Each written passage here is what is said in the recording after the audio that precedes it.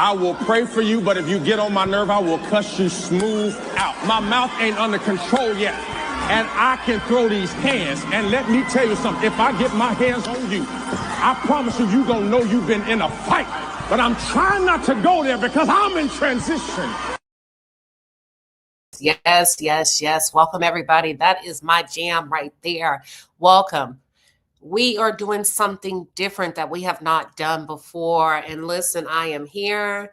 I am here. We're about to open up the lines today. I see y'all are on one today, and I'm on that type of time. So I thought, why not just open up the lines and let you all come up and duke it out?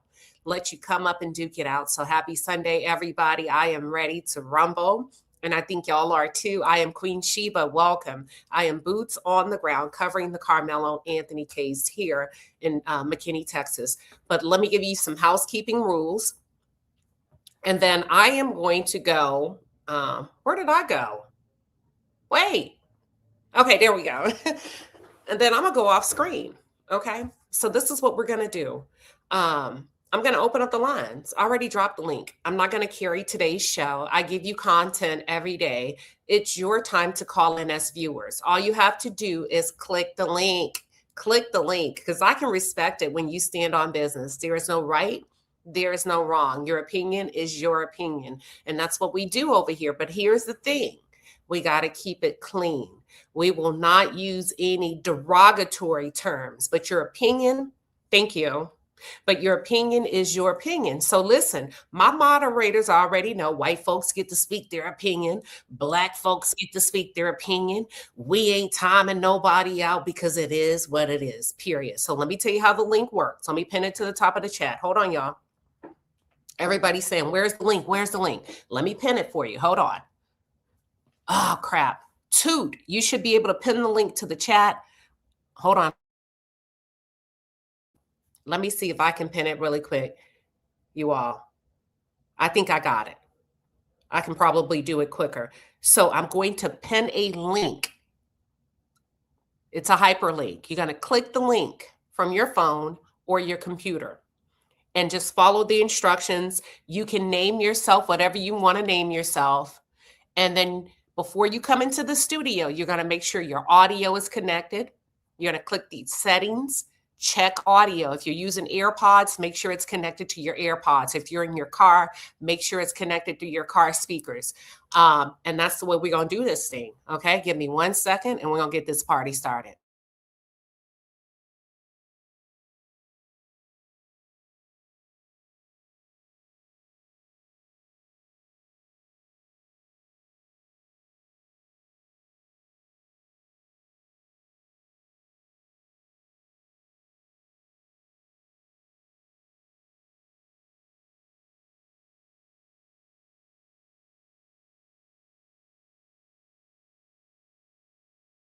All right, it looks like we've pinned the link because we have people back here now that are waiting to come on stage. We have pinned the link. All right, it looks hold on, y'all. We pinned the link.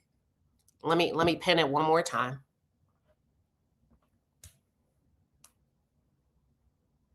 There we go. Now let's get this party started. Let me come on camera one more time. I don't give a damn what y'all are talking about. It's Sunday. Stand on business. You feel some kind of way, stand on business. Because a lot of people don't give you this opportunity. Hell, Judge Roach won't even let y'all in a courtroom as constituents of the community. I feel like that's effed up, right? But let me tell you something about me. Let me come on camera and say it. I run a tight ship like Judge Roach. That's why it is what it is when it comes to his rules, because you're going to get 30 seconds to speak your piece. When your 30 seconds is up, it's done. It's a wrap.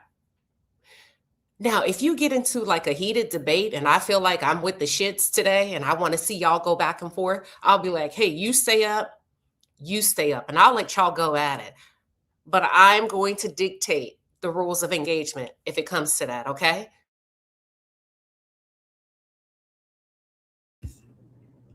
Happy Cheetah. Welcome. Happy Hi, how are you? Can you hear me? Yeah, I can hear you. I'm a big fan of your content. Love your content. Thank you. Hold on. Let me introduce you to the audience. What are your thoughts on the Karmelo Anthony case, the trial. You got 30 to 45 seconds. Let me tell you how it's going to work, okay? When you hear this sound, listen to this. Your time is up, okay? Yes, ma'am. Absolutely. All right. Thank you for giving me a platform. Fire away. Sure. Yeah, I'm going to try to talk as fast as I can. I think you have multiple issues, and I think that's what makes it so difficult, right? Like you have the law and then you have morality. The morality piece says that when you start problems, you get what you get, right? And I'm sure all of us were raised that way.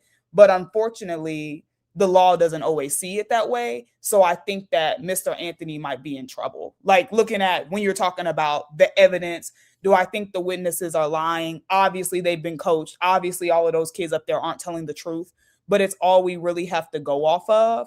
So, in looking at what's in front of us, I don't see it ending in Karmelo's favor. That doesn't mean it shouldn't end in his favor, but the law and morality are two different things. Everything I feel about the case is about the law. Because if we're talking about right and wrong, who started it, we know who started it. But unfortunately, sometimes the law doesn't care about that. That's just, you know what I mean? That's just the reality. So I think it's just people are merging the two on both sides. I feel like we're talking more about morality, which everyone's morality is different, but the law is black and white, and we can't change that. So when we get away from talking about the law, I just sort of tune out because it's like going round and round about the other part of it. It's just a waste of time. All right. Good point. That was happy. Next up, we got Miss Ann. Ann, welcome. What are your thoughts? Fire off. Good point. That was happy. Next up, we got Miss Ann. Ann, welcome. What are you? Okay, Ann, I had to mute you. So what you want to, whatever device you have playing in the background, go ahead and mute it. Your space. Hello? Hey, Ann, welcome. What are your thoughts, Ann? I'm sorry, I can't hear. Just a second. Okay. We're going to give Ann a couple of seconds to get her audio, and she'll be right back. Everybody, thank you for your patience, and I'm glad y'all pulled up. What's happening? Oh, no, you're good, Ann. We can hear you. We can hear you. Are you able to skip me until I figure out what's happening? Yeah. Okay, thank you. All right, so let's go to the next caller. We got Tracy P. Welcome. Good morning, Tracy. Happy Sunday. What are your thoughts? Hi, Queen. Can you hear me? Okay, great. I think your commentary is just awesome. Your detail, everything. It feels like I'm in the courtroom. This is such a tragedy. I just can't wait to see what the defense puts on because the prosecution's case it's a little damning. So I'm just praying for a Hail Mary here. They're gonna have to pull something out their hat because this is going to be interesting. And thank you again for all that you do. Absolutely. It's my pleasure. And thank you for coming up. That was Tracy P. We're going to drop Tracy down and we're going to try to go back to Ann. Hey, Ann. You're on mute, Ann. If you can hear me, you're going to have to tap your microphone one time. Let me, Ann's still working on her audio. Your microphone. Yes. Can you hear me one now? time? Can you hear me now? Okay. Let me, Ann's still working on her Yes. audio. Can you hear me? I can hear you. Your microphone. Yes. Can you hear me one now? time? Okay. Can you hear me now? Okay. So I just got, yes, can you hear me? I just got my first introduction to you yesterday after listening to another BLK creator. And so I really do appreciate all of your sentiments. I know this is really quickly, but I think that there are a lot of things at play here. I do not think that, so I think that the prosecution is doing a good job at setting up the stage for smoke and mirrors, and they're using that to play on the heartstrings. So I think that the prosecution is doing a good job at setting up the stage for smoke and mirrors. Am I able to continue? And you have an echo going in the background. I took you off. I'm going to bring you back in, but you have a real, like, there's something playing and it's overlapping your audio. I'm going to come back in. Welcome, Doctor. Hey, Queen Sheba, how's it going?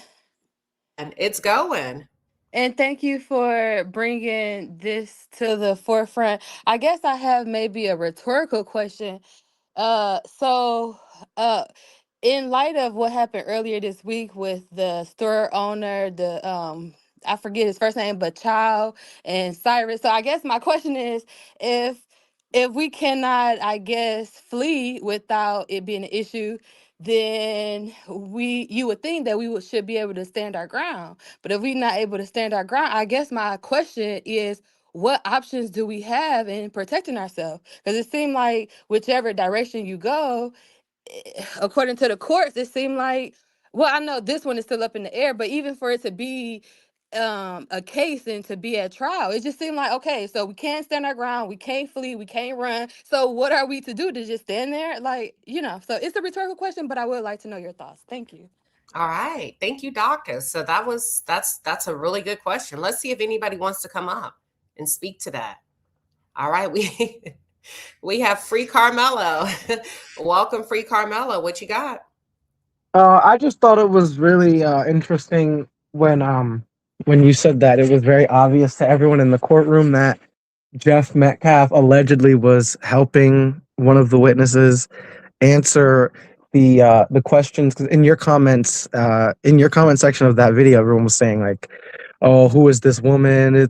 She's just biased, saying anything." And then Court TV or Law and Crime, YouTube page with like 1 million something followers, their reporter said the exact same thing, that the witness was looking over at Jeff Metcalf and he was visibly shaking his head in the courtroom.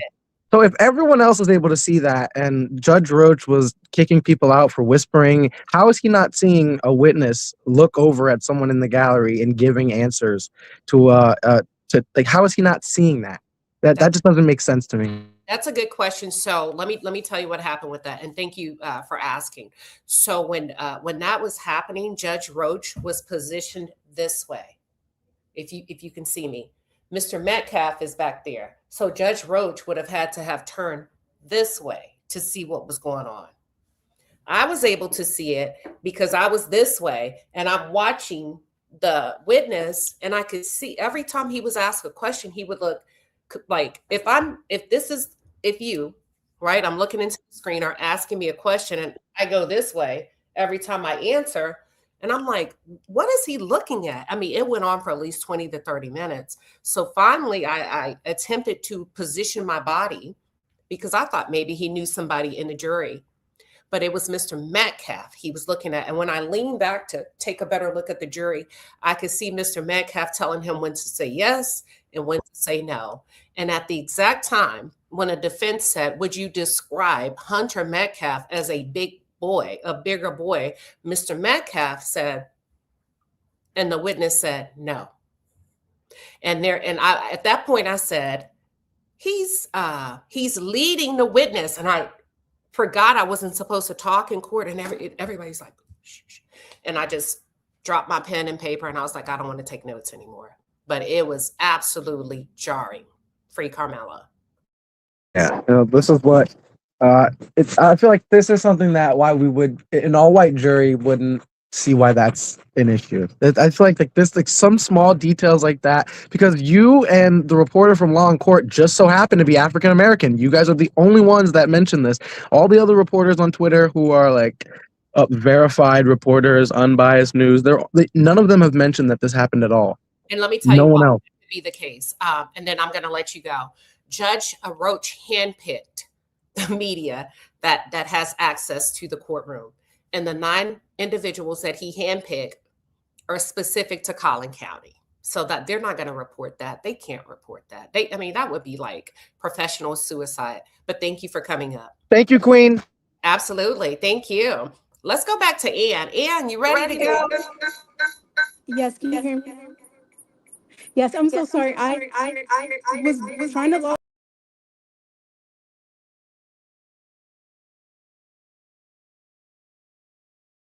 You have an echo, Ann, and I have no idea why. We're going to keep trying now. I'm going to come back to you. Let me go to Micah. Micah, welcome, Micah. Micah, are you there?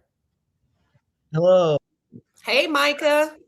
Hi, can you hear me? Yeah, I just wanted to say that you have done a very good job covering the case. Okay, thank you. Is that all? I also wanted to say that I one of the YouTube attorneys that I look at a lot whenever it's something with like self-defense is a YouTube channel called Washington Gun, and he just did a video talking about how state ground self-defense works in Texas, and he analyzed the exact statute. And I thought you and your viewers might be interested in like looking over his video where it like breaks down the exact statute of the Texas self-defense. Okay, well, thank you for coming up and sharing. We appreciate you, Micah. Have a beautiful Sunday. Okay, you too. Okay, all right. Let's go to, let me see. Somebody just text me. Monique Mo. Welcome, Monique. What are your thoughts? Hi. I just kind of wanted to piggyback off of what the first guy had was talking about as far as Mr. Metcalf coaching the witness. Do you think that that will result into a mistrial? Okay, so my question is not my question. My response is I think it depends on the defense. If they get word of it, and if they request the videos that record, and they're able to point out and show to the judge that he was doing that, then well, he should be removed from the courtroom. To be honest, just like Right. anybody else. Right. Okay. Well, that's all I wanted to speak about. I just wanted to say you are doing a great job of covering this case. I hope you are out there being safe also. Thank you, Monique. That was Monique. Let's go to Ann. Ann, welcome. Are you there? I have two Anns up here. Can you hear me? Let's take this one off. Let's try. Uh-oh. So Ann, my first Ann, you still have an echo. Ann, are you using AirPods? My first Ann. Just try to use your two. Can you walk her through how to call in so her echo can go away? Freshly, welcome, Freshly. What do you have? Hey Queen, I had so much I was so confused up until yesterday because it seemed like a lot of the witnesses, like this, when they was telling the part about how when Austin was in front of Carmelo, and how Carmelo reached into his bag and said touch me and find out, or whatever he was saying. Eddie when Eddie came on, yes, when you said Eddie stated Austin was the one that said I will beat you up, B, or something like that. I'm So sorry. okay, that's okay. Go ahead and mute up for me and I can answer. So I use witnesses. I told you guys that they were male or female, right? I can't confirm or deny who said what, which is why I said, witness, blah, blah, blah, male, 17 years old. There was a witness that did testify that Austin told Carmelo, I'm going to beat your bitch ass, to which Carmelo said, touch me and see what happens. Are you there? Yes, that's the part I'm talking about. A lot of the witnesses, they were skipping that part because that's where I was confused at, because a lot of them wasn't stating what Austin had said that led Carmelo to even say touch me and find out. So is that not a threat? I'm confused about that. I mean, I would probably class if somebody tells me I'm gonna whoop your bitch ass. Right. I respond, touch me and see what happens. I'm responding. So I don't know. Go ahead. So I'm saying, well, when he said he was gonna beat his bitch ass, that he threatened him. Okay. Thank you for calling in. Thank you, Freshly. Thank you. All right. Let's go to Ann. Ann, can you hear me? Still echoing, and as you see, there is a section that says, quote, browser not supported for background noise removal. I can hear you, Ann. I can hear you. Somebody tell Ann in the chat we can hear her. Ann, we Hello. can hear you. We can hear you. Okay, we'll come back to her. That's okay. Take your time, you guys. We're very patient. We understand not everybody knows how to work this. Let me move really quickly. David Mertes, welcome, David. David, you're on mute. You have to unmute your microphone. Hit it one time. So I'm gonna come back to you, David. Kenny, welcome. Kenny, what are your thoughts? Yeah, hey, how's it going? It's good. I was wondering, they keep saying that Carmelo provoked it, but he's the one that was sitting down this whole time. And now there's a report that Austin was the one who walked up 5 rows in the bleacher. I just don't really like looking at those facts. I don't understand how the kid who's sitting is the one that provoked the kid who walked up 4 rows and then got physical first. That just doesn't really, like, if you just look at the facts, I don't understand how that equates to the one sitting is the provoker, if that makes sense. No, that makes a lot of sense. But then what you have to keep in mind, right? Each side is there to win. So if I have to maybe not give you all of the details and just go with the narrative that's in the best interest of my case, that's probably what I would do as a safety. Yeah. And I think that's what's happening. Yeah. I guess I'm just waiting for the defense to. I'm waiting for the defense to start kind of throwing. To start. I guess kind of emphasizing that more, maybe with more witnesses. I guess it's hard though when the witnesses are all on the memorial team. I played basketball myself in high school. I think it's kind of a tribal mentality, honestly, when you talk about high school boys. So that's going to be rough. So I agree. Anyways, well, that's my two. Thank you for coming out.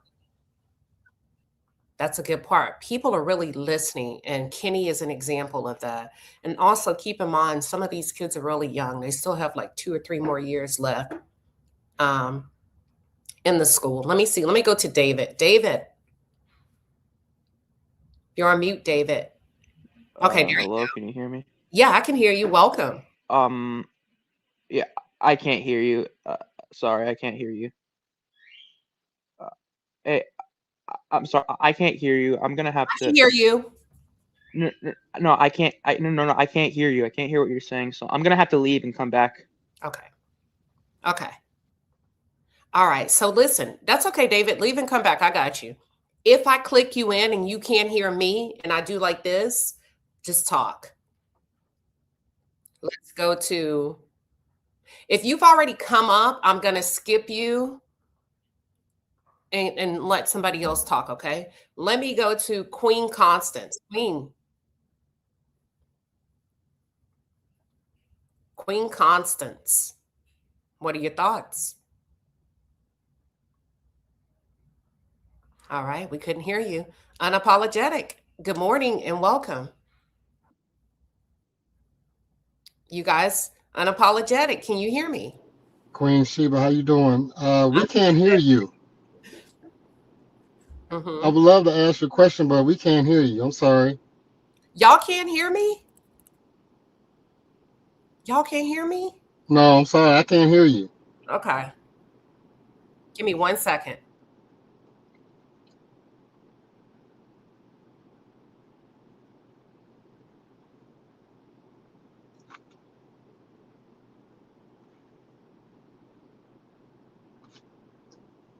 Let's do a mic check. Can y'all hear me now? Mic check.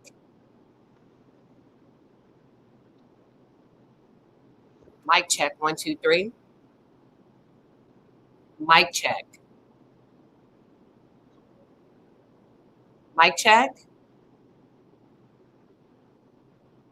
Oh, y'all can hear me. Give me 1 second. Everybody's saying they can't hear me. Oh my God. Toot, I need you to come up and help me out real quick. I need to do something. I need my moderator. I can hear all of y'all. Give me 1 second, everybody.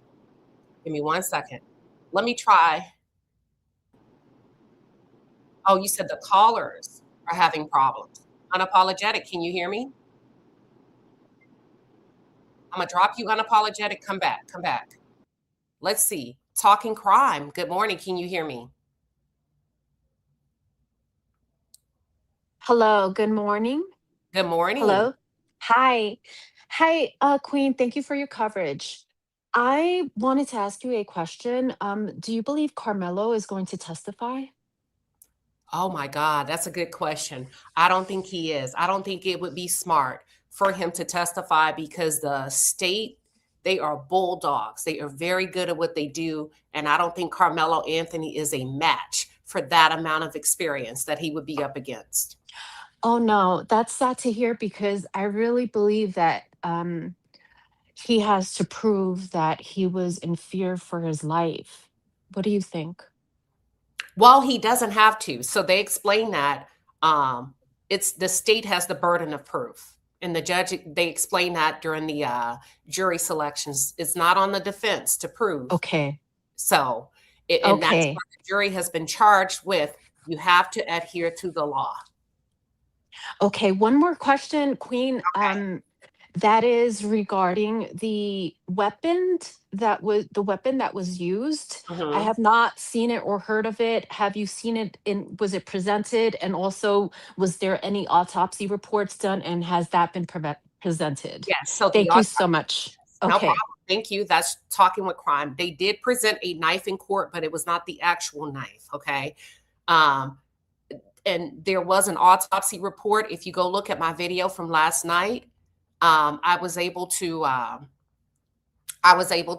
talk about the autopsy report from the medical examiner. Queen Liz, I need your help. Okay, listen to me really carefully. Queen Liz, can you hear me? I can. Okay, I'm gonna need you to help me navigate the panel really quick. Okay. And I need to get my charger. I think what's happening is because it's not plugged in, people aren't able to hear me. So I have Kim on the line and I have T-Lo, Queen Liz. Kim is going to go first and then direct T-Lo to go second. Okay. Kim, are you ready? Okay, Kim, are you there? Yeah. Hi, Kim. What's your question for Queen Sheba? It's not really a question. It's more like a statement. I feel like everybody is jumping the gun when it comes to this case. They are basically saying that the state is winning and the defense need to up their game. I feel like we need to give them a chance to present that case. They haven't even had a full day to bring up witnesses. For example, when I was watching Mr. Child, when he killed the young boy at the gas station, when I watched that case from the beginning to the end, and I just knew for a fact that the state um, presented their case very well.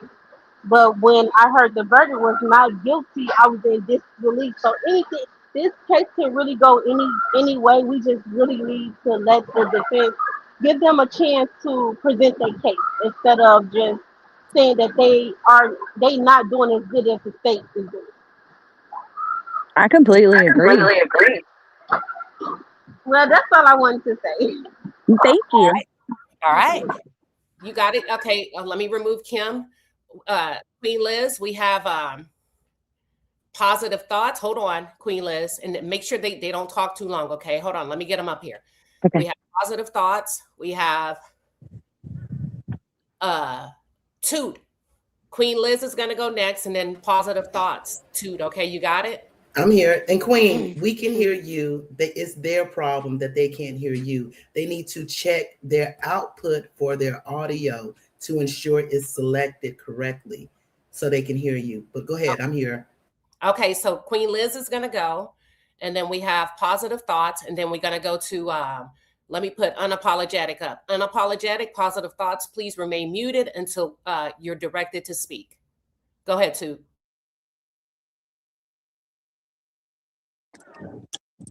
Toot, you got the lineup, right?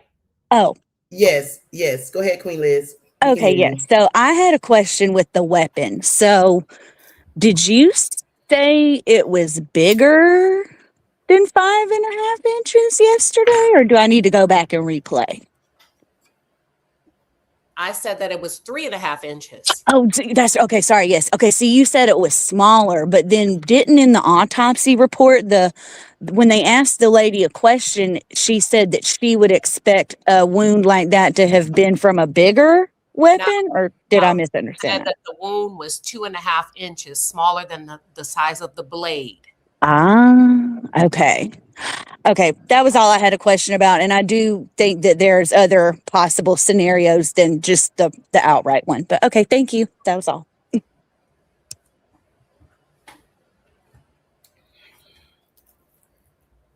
Next caller, positive thoughts.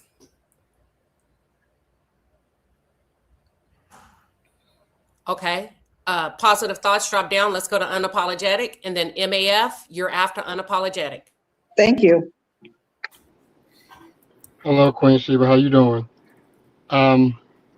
First of all, I want to thank you for what you're doing, being the eyes and the ears of the courtroom. I just want to go back to the judge as a whole. So apparently, beginning the trial, he was saying that one of the jurors were intimidated by the judge. I just wanted to make sure that the defense objecting to enough things, because it seemed like the defense have let a lot of stuff go on with the jury situation. I just want to ask you personally, do you feel like that the defense are doing a well enough job, and are they objecting to things that really need to be objected to? They're not objecting to a lot. And I wonder if it's because the judge decides the punishment phase, or I don't know. But there's not a lot of objections, to answer your question.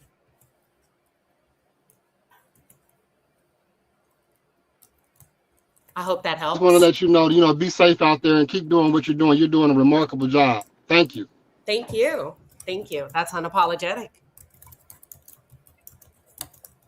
MAF, you're up next. Thank you. Hello, Queen in chat. I want to thank you once again for doing the service you're doing out there and keep reporting on this case. What I want to emphasize, I think a lot of time when you have children growing up in different communities, you have to emphasize they're still Black. And when you assume that they accept you and among their friend group, you have to still realize you are a Black person, regardless of female or male. I had similar situations with my son. We lived in a different city and state. I had to emphasize to him, you are a Black person, a Black young man. If something goes down, you'll be held responsible and they will go free. And I think we get to the point we think we're accepted. We have to realize we are Black, regardless of our friend group. And they're turning on this Black young man. And then I see that from what you were saying.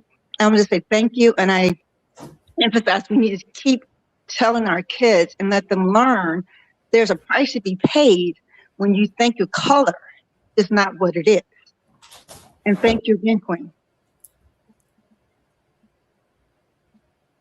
2, you got it? Yes, thank you. Thank you. Next caller. All right. Next caller. Are you ready? Next caller. Z-Paw, propaganda. Yeah, hi Queen. Sorry. That's okay. You're good to go. You ready? Yeah, I just want to do when you said that it's a mess out there. You said people are just stampeding to get in. Can you elaborate on like what it looks like trying to get in the morning? Yeah, so they're doing the best they can. You can tell that the court doesn't have experience with this type of phenomenon.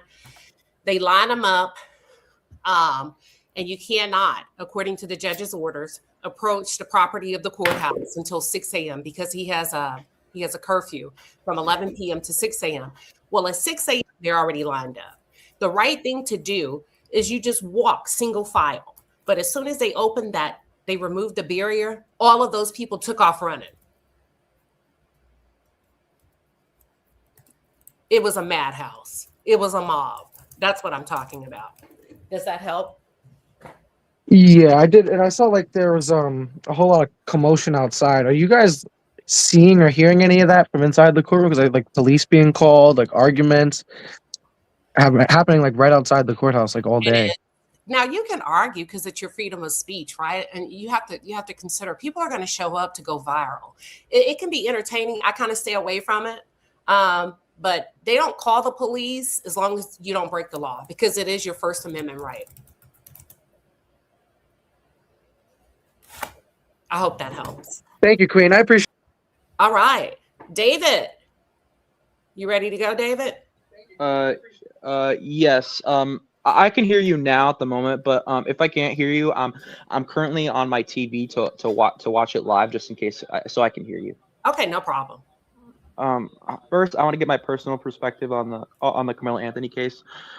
I do not believe he is innocent. I think he'll be found guilty. But if anything, if they're not going to do that, I think the best thing they're going to do for him, like I think the best thing the defense team should do for Carmelo Anthony is at least try to give him manslaughter instead of a self-defense, because I think that could have been the best option on the board.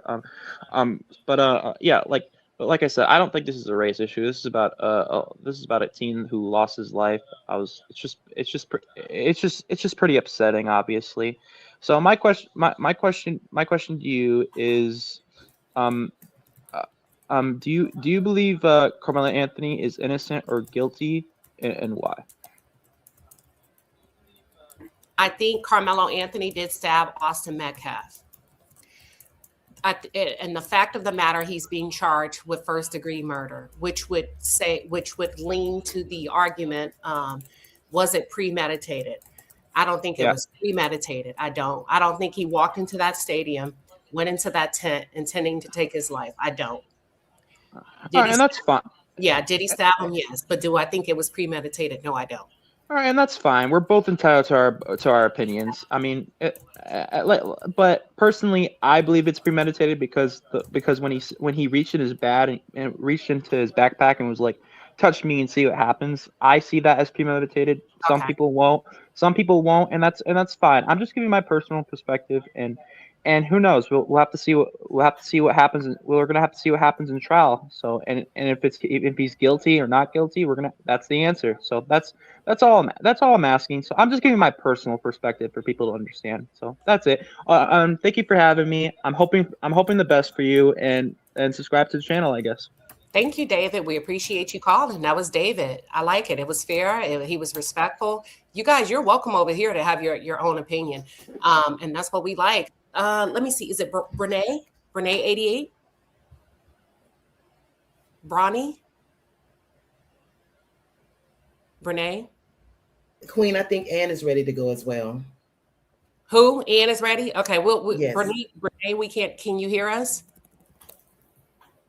Okay, let's take her off. Let's go ahead and go to Ann. Ann, welcome back, Ann. Hi, can you hear me? Yes, we can. Yes, finally. Okay, I'm gonna make it quick. I also want to stay on, but I'm gonna start a little bit because I'm trying to make it quick because I know we have a few seconds. So like a previous caller has said, I do not necessarily think that the prosecution inherently has the best case set up. I am a person who's been on a trial multiple times, and both prosecution and defense can be all smoke and mirrors. And I think my whole thing going in is that they stress so much how they had actual footage of what happened, and based off what you guys are reporting, there's before and after and in between, but not actual footage of what actually happened. And that's the basis of the whole premeditated murder whole concept. And so I think because they don't have that, they're banking on the heartstrings of the jury, the other people, allowing the parents and people in the gallery to be bursting out screaming and crying. I think more than anything, the jury's personal perspective and opinion on how they feel about the emotional aspect is going to be what drives home their decision. It does not matter that they have to apply the law a specific way, especially when you take into account that they are not allowed to take note to anything that they're seeing. The main thing that's going to be repetition to them is the constant outbursts, the imagery, the video is all the smoke and mirrors. It's not smoke and mirrors in the sense that it's not relevant. It's not relevant to proving that it was premeditated first-degree murder. And so I think the prosecution has to keep driving that home because that's the only thing that they have. And that's why I'm hoping that the defense does come with a smoking gun that refutes what the prosecution is presenting, because right now, if we only have what the prosecution is presenting. All right, Ann, thank you so much. That was Ann. She did her big one. Let's go to House of Hypocrites. House of Hypocrites, welcome. What you got?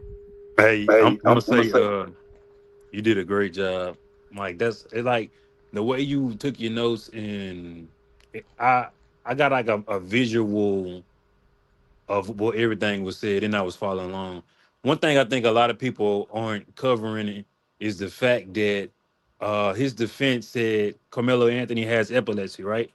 Yeah, he does. And the judge, the state objected to that line of questioning. They were about to get into it in the court, and the state objected based on relevancy.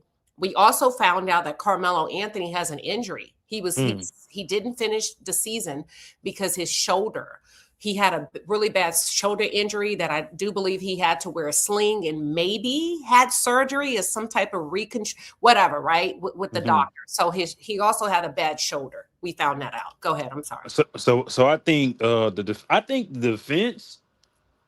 the defense is in a good position once it started to call its witnesses and fight against everything the prosecution has done, because the prosecution kind of rested pretty quickly, right? And I'm thinking like, okay, if he used his basically, epilepsy is a disability, and it can be triggered off of fear, stress, and a lot more factors, right? So if the kid Paul was one of the first persons to verbally ask who this kid was, and everybody else felt enamored to gang up on him, I think that that's a level of wanting to protect yourself.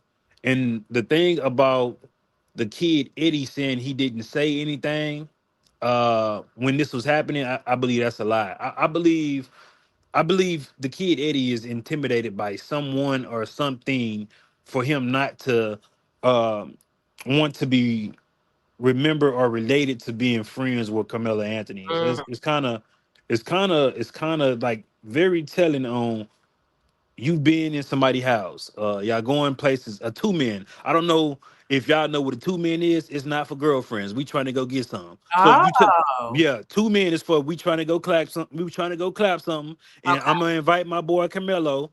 Hey, bro, let's go on this two man. That's what that is. They was Oh, I thought going it to. was a double date.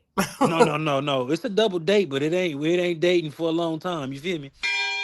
Yes.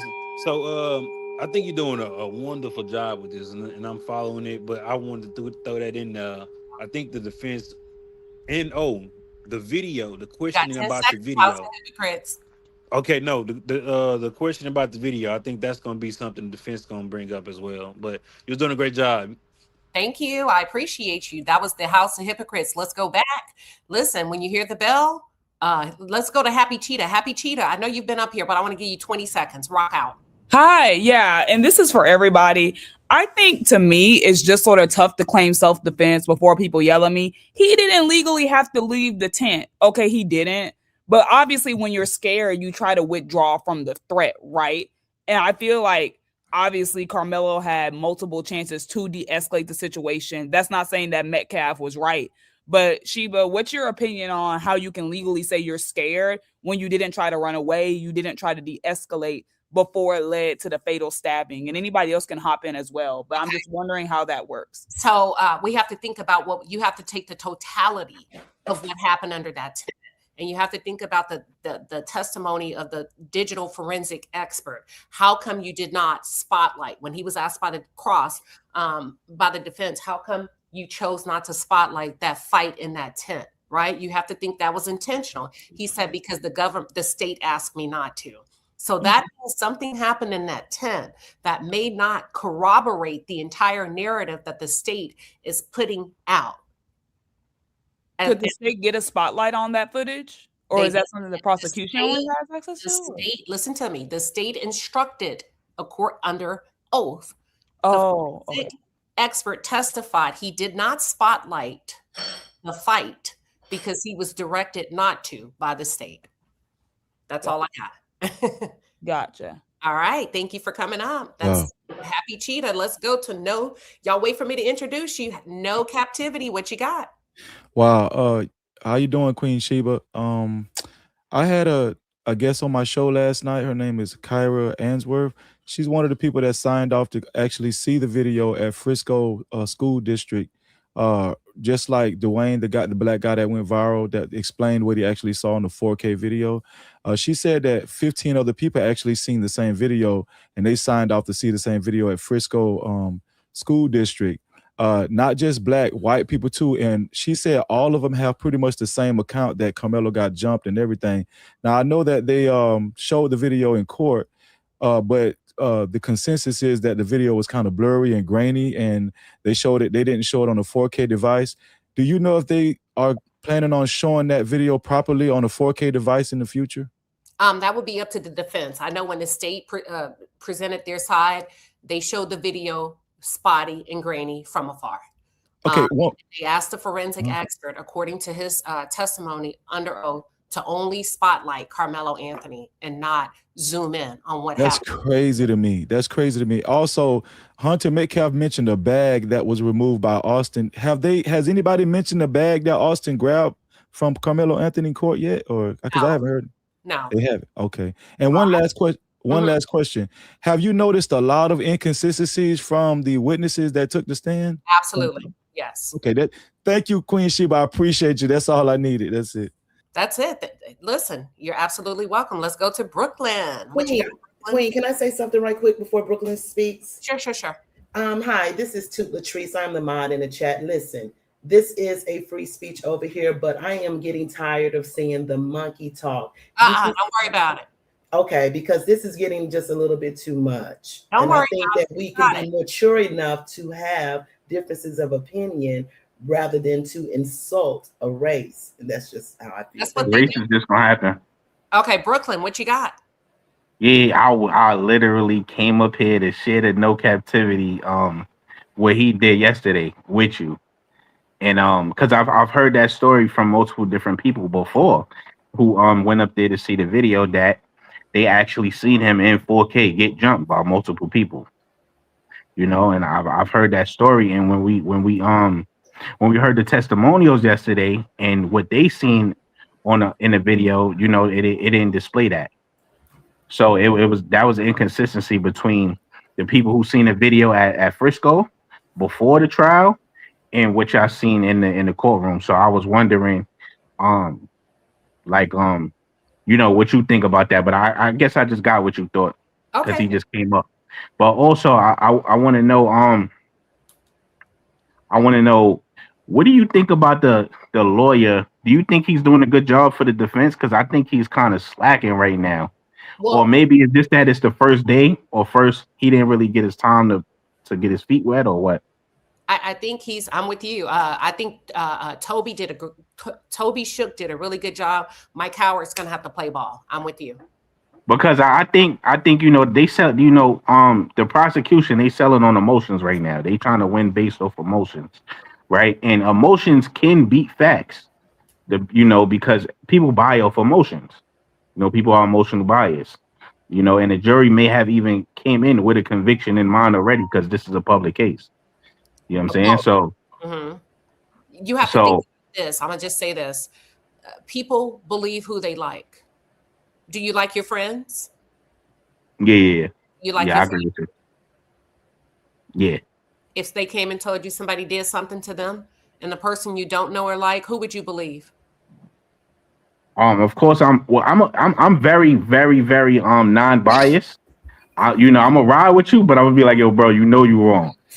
You know what I mean? All right. But I agree with you. But I do want to say I rewatched your video and I seen that part where the witness was lying about not being Carmelo's friend. That was crazy. That was all right. That was crazy. One more thing. If he could have stopped the fight. If they would have just said they knew him, all right. We love you, Brooklyn. Thank you for calling in. Talisa, we're about to Talisa. Welcome. Hi. This is only my opinion. I feel like it was a bad decision on the state not to bring up the twin brother. If I was on that juror, I'm looking to hear the twin brother side. This is the person that they said he died in his twin brother arms. This was his best friend. I feel like it was a bad decision, and I think that they made that decision because of his inconsistent statement. I don't know if you guys picked it from the very beginning when it first happened, and he was on the news. He switched up his story twice. So, in my opinion, I just feel like it's kind of shady on the state not to bring him up. Right. So stay on mute. Oh, Thank you. Thank you, Talicia. All right. Let's go to Brawny. Brawny, what you got?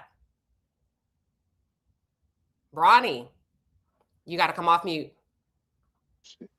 Can you hear me? Okay. Hey, Brawny. Hi. So, I've been following your coverage of the case on Twitter, and then I went to YouTube. I listened to the whole episode last night, and there's a lot of negative coverage towards Carmelo and the confidence that he's gonna be found innocent on X specifically. It's a lot of racist people specifically talking about this. So it was very, very refreshing for me to see your outlook on the case, and definitely the bombshell where it seemed that his friend, I forgot what his name is, but the person who said that he wasn't really close to Carmelo, and then you revealed details of him going over to Carmelo going over to this guy's house multiple times, them hanging out 2 times a month and all of this stuff. So I felt like that was a breath of fresh air.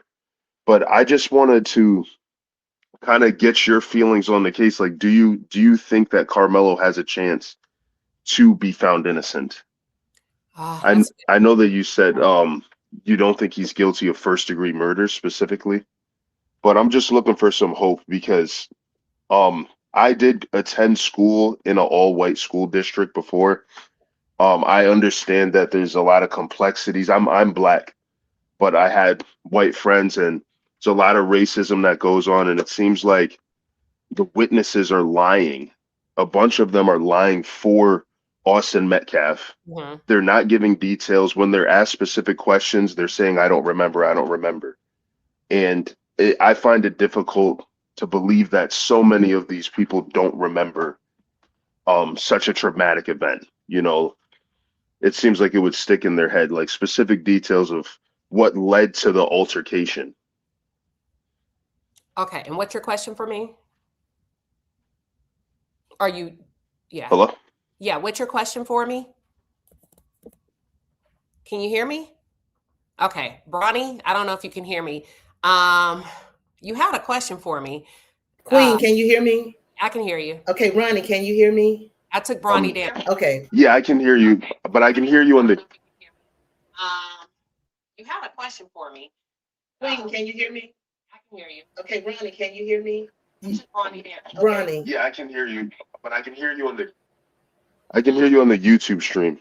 Okay, Bronny, just ask your question right quick, but don't drop down, and then I can ask Queen for you. Yeah, I can hear you. But you have to mute that your TV playing in the background. Ask your question right quick, but don't drop down, and then I can ask Queen for you. Okay, so my question is just: do you think that? Okay. Okay. My question is just: do you think that there's hope for Carmelo to be found innocent, maybe based on some of the testimony yesterday, and or like what's to come from the defense in the future, like different questioning that the defense will do towards the witnesses? Okay. I think there was a lot of inconsistencies, like overwhelming inconsistencies in the testimony on yesterday, which would lead a normal person to say, what is it that you don't want me to know? If you're asking me to convict anybody on a first-degree murder, why are you not giving me the full details from start to finish? It left a lot of questions for reasonable doubt. So when the jury goes back to deliberate, and if they're able to poke holes in some of the testimony from the key witnesses, even if there's a slight, minute question of reasonable doubt, he can get off. That's my response. Do I think the defense has a smoking gun? Probably. Let's go to, and now y'all, we got so many people. I got to stick to the 30 seconds. Hold on. So let me tell you who we got up next. We got B, we got Monique, and we got Kenny. B, you got 30 seconds. What you got? Hey, Queen, I just want to say this. I agree with a few of the other callers when they talked about, because living in a predominant white neighborhood and the kids going to school there, my daughter experienced that as well. And you have to continue to teach your kids. It's a sad thing. And I don't know if I'm using the right word, that you accept it. You're not. But you have to drill that into them and let them know just to be aware. And also, I want to go back and ask a question. When you stated that the the state did not show the video, can the defendant go back and say, "Hey, we want this presented"? And shouldn't the judge have stepped in and said, "Why wasn't it presented?" Or how does that work? I mean, they're gonna have to prove that the defense is gonna have to fight. I mean, they're just gonna have to stand on business. But they just started. They just started presenting their case yesterday. So Okay. we shall see. Okay. Thank you so much. And you're doing a beautiful job. We appreciate you so much. Thank you. All right. Thank you so much. That was B. Let's go to Monique. Monique, you welcome. I mean, welcome, Monique. Hey, Queen, can you hear me? Yep, you got the floor. So I have a statement and two questions. Number one, self-defense does not mean you're scared. It means you have the right to defend yourself. My first question is, do you think the defense did a good enough job impeaching the prosecution's witnesses? Yes, I think Terry, I'm sorry. I forgot that man's name, but yes, I think he did an excellent job. And since Hunter is so pivotal and central to this case, do you believe the defense will call Hunter even though the prosecution did not do it? Okay, I answered that question yesterday. I think it's a setup for the okie doke. I thought about it. I thought about it. I thought about it. If the prosecution didn't call him, I would have to question that, right? I think well, let me just say the state is laying bait and they're hoping that the defense take it. Because if as a state, don't put the twin brother on the stand, and after 3 days, right, of testimony, I rest my case, that sends a huge message to the jury. So now we're not just talking about legal strategies, we're also talking about psychological strategies, right? That's like confidence beyond anything. We don't need Hunter. We don't need Hunter. But I think it's reverse psychology to see if the defense would be stupid enough to put Hunter on the stand. And now the state is not the bad guy, but they get in to really shine Hunter up. So I think it would be horrible for the defense to take that bait. That's just my opinion. I can understand what you're saying, but my opinion with the state not calling Hunter is because Hunter's story has changed dramatically since this incident immediately happened. In interviews that he and his mother did immediately following this interview, Hunter specifically implicated him and then his brother approaching Carmelo Anthony. So, like I said, I can understand and respect what you're saying, but I can also see the flip side of that on why the prosecution is specifically not calling Hunter, because Hunter will be proven to be a liar. All right. Thank you, Monique. That's fair. Let's go to Kenny. Kenny, welcome. Hey, sorry, I had to come back because I wanted to respond to someone who said it was premeditated. One, I think that's just absolutely ridiculous. Simply carrying a knife does not automatically mean someone planned to kill. If that's the standard, then anyone in Texas, I live 15 minutes south of Frisco. Anyone in Texas, I mean, half my friends carry guns. So that means anyone who's carrying a gun, which again is probably more than half of the state, who then later uses it in a self-defense situation, would then, by that same logic, would then be have to be accused of premeditated murder.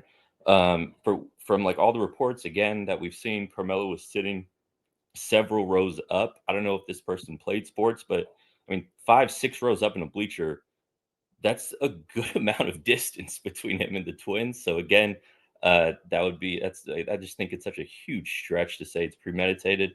And then also to say it's not. So yeah, race may not explain everything, but I think it's completely naive to pretend it doesn't play a role in how people perceive like intent, fear, and guilt. We saw an enormous public willingness to give Kyle Rittenhouse the benefit of the doubt when he literally brought an AR-15 to another state and killed multiple people and was acquitted on self-defense. So just had a huge issue with someone saying that it was premeditated and then also saying that race has literally nothing to do with it. Yeah, it's a little personal to me. I got good friends who coach high school in Frisco. So by all accounts, it's a very, very sad story just all around. But to say it's premeditated, no, I'm going to have to strongly rebuttal against that. But that's my own, that's what I wanted to call in again. All right. Thank you, Kenny. And I like how he referenced case law with different cases. That tells me you're well informed. Like it. I like it. I like it when y'all come in and pop your shit and then you base it off and you give us a something of like a context or a reference we can kind of visualize. Quat, welcome. What you got? Hello, can you hear me? Yep, we can hear you. Yeah, so I actually just listening to, I think that they panicked a little bit actually because you gave us a really important piece of information by saying that he was actually told that he could come and sit down because before that everybody was like, well, why was he there? Why was he there? And I feel like the prosecution actually is leaning so heavily now on, well, why was the knife there? Why was the knife there? Because of that. And I feel like proving self-defense is actually not that difficult in this case, and proving why the knife was there, because that's a common pocket knife that people have, that they sell at any gas station. And it is not against Texas law to have a pocket knife. And it's just a simple policy violation at the school to have one, but it's not criminal to have a pocket knife, And he also gave like a Negro warning, come touch me and see what happens. That though he gave that twice. Those are two warnings to back the F up. And Austin came and aggressed upon him while he was sitting down, and he poked him only once and left, So I feel like proving self-defense is actually not that difficult. He confessed immediately. He told the police, I did it. And he also expressed that he did not expect anybody to die from this. So if the defense can drive all of those factors home, I feel like he will get the self-defense. Listen, that's fair. Thank you. That's Quat. We're going to go to, I hope I'm pronouncing it, Will. Looks like Will. Welcome. Hey, how you doing? Good. What you got? Cool. All right. A few things. One, I don't like that race is always the pre-selector or precursor for every case. Race does not have to be always brought up, although I do understand that there's an underlying reason as to why it is brought up, but it doesn't have to be brought up. But for this particular case, race was never an issue until Dominique Alexander gave that public service announcement or that press conference. Making it about race. Really, a lot of people wasn't really looking at it like that. Also, I called in because I was listening, and that previous caller, the gentleman, he was talking about Kyle Rittenhouse and how it is that he brought that AR-15 across state lines. We know that. Yeah, we do understand that was a lie. He did not bring that AR across state lines. And when it comes down to mainstream media and social media influencers, there's a lot of misinformation that be put out about a lot of cases. When you pay attention to that case, he did not bring that gun across state line. That gun was all purchased and left in that state. And also that it was portrayed that he was there specifically deleting Black people when he did not shoot not one Black person at all. In this particular case, there's a lot of sensationalization of Karmelo Anthony. And I do understand that when we look at the normalcy of how everyone walks around with either a knife or with a gun, it may be a thing of normalcy, but the problem is that at that track meet, he wasn't supposed to have it there. So that's number one. And then number two, when you look at proportionality, and I've been saying this since the day that the case has happened, proportionality is going to make or break this case. All right. Thank you. Thank you. I appreciate it. Not a problem. All right. So listen, let me tell you something. For those of you that are attempting to call in, don't play yourself. If you attempt to impersonate me, you will be banned for life from ever calling. So get your mind right. Don't come in here and name yourself Queen Sheba. I don't play that shit. Okay, so don't play with me. If you've already been up, please don't click the link right now. I need to get to people that have not called in. Mimi, what you got? I have a question, and just your thoughts. How do you feel about the defense steady asking about Eddie's phone? Do you feel like he maybe had something in the phone and deleted it? Because it's just awkward to me that defense is continuously saying, "How many times did they come get your phone?" And you said how many? And what did they say they were coming looking your phone for? Yeah, I mean, because I don't see a defense. Okay, y'all, listen to me very carefully. If you've already spoken on the panel, I can't bring you up. Please don't click the link. If you've already spoken, I can't bring you up again. I gotta allow people. So sorry. Um, yeah. So we're talking about, right, the best legal experts that have been assigned to this case, right, wrong, or indifferent. So Mhm. I don't see a defense bringing up a phone, bringing up a video, and giving someone the opportunity to testify the truth under oath, Mm. and not, boom, throwing a monkey wrench or showing that there is a video, you're not a credible witness, and you lied under oath. And if you can lie under oath about a video, then you're also lying under oath about who provoked what. So I think it's a setup to a Hail Mary. Got it. And how do you feel about the last witness? Do you feel like he was terrified, answering honestly, or just more of a foggy memory? No, Because he he lied. stated a lot. He lied. He was listening. Mm. He looked to Mr. Metcalf for answers. He didn't tell the truth. I don't care if he was scared. I don't care if once you are there, your job is to tell the truth. And even if you are on the side of it, that's Austin's friend, then you tell the truth for Austin. You tell Got the it. truth and you don't compromise the case. Completely agree. Okay. I just wanted to get your insight because I just feel like a lot of people are only talking on the news one sided, and you're giving a lot of both sides. You're agreeing, you're telling us the Austin side and the Carmelo side. And Oh, I yeah. do appreciate that for that. I really appreciate it because And let me remind you you're a something good really quick. Let me remind you, if your boss handpicked you to go to a conference and talk about how wonderful the corporation that you work for is, would you say anything outside of that? No. All right. The media outlets were handpicked by the judge. Y'all better remember that. You're not going to hear everything. And listen, I give you all of the information. The judge handpicked those that he wanted in the courtroom. And there you have it. On code, brother, you got 30 seconds. 30 seconds. What you got? Okay, can you hear me? Oh, yeah.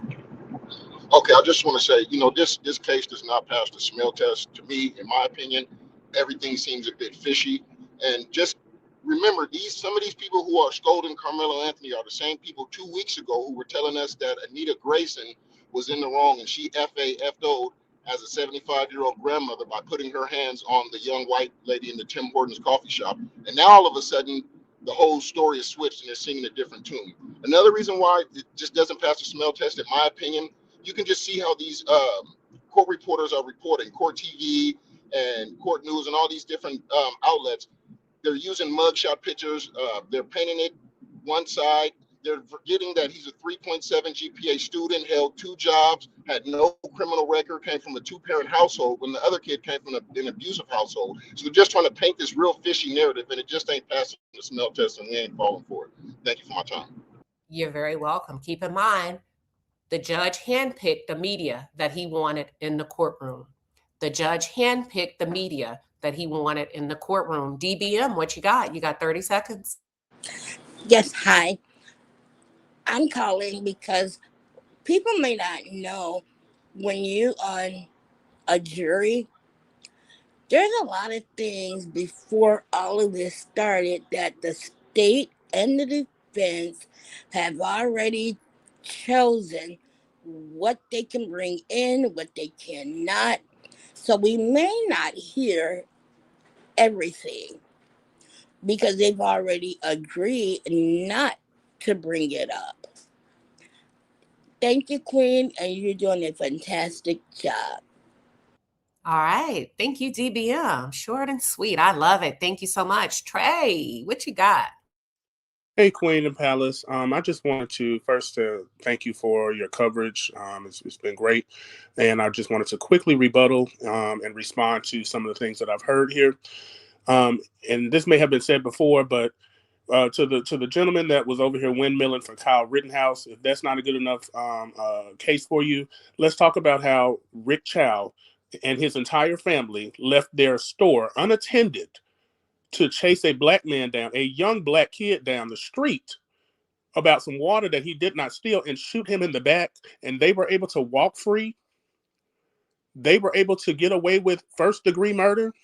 I don't want to hear no bootstrap mentality about, oh well, Carmelo could have dissolved the fight. He didn't have to do this. I don't want to hear any of that. Hush. And I said what I said.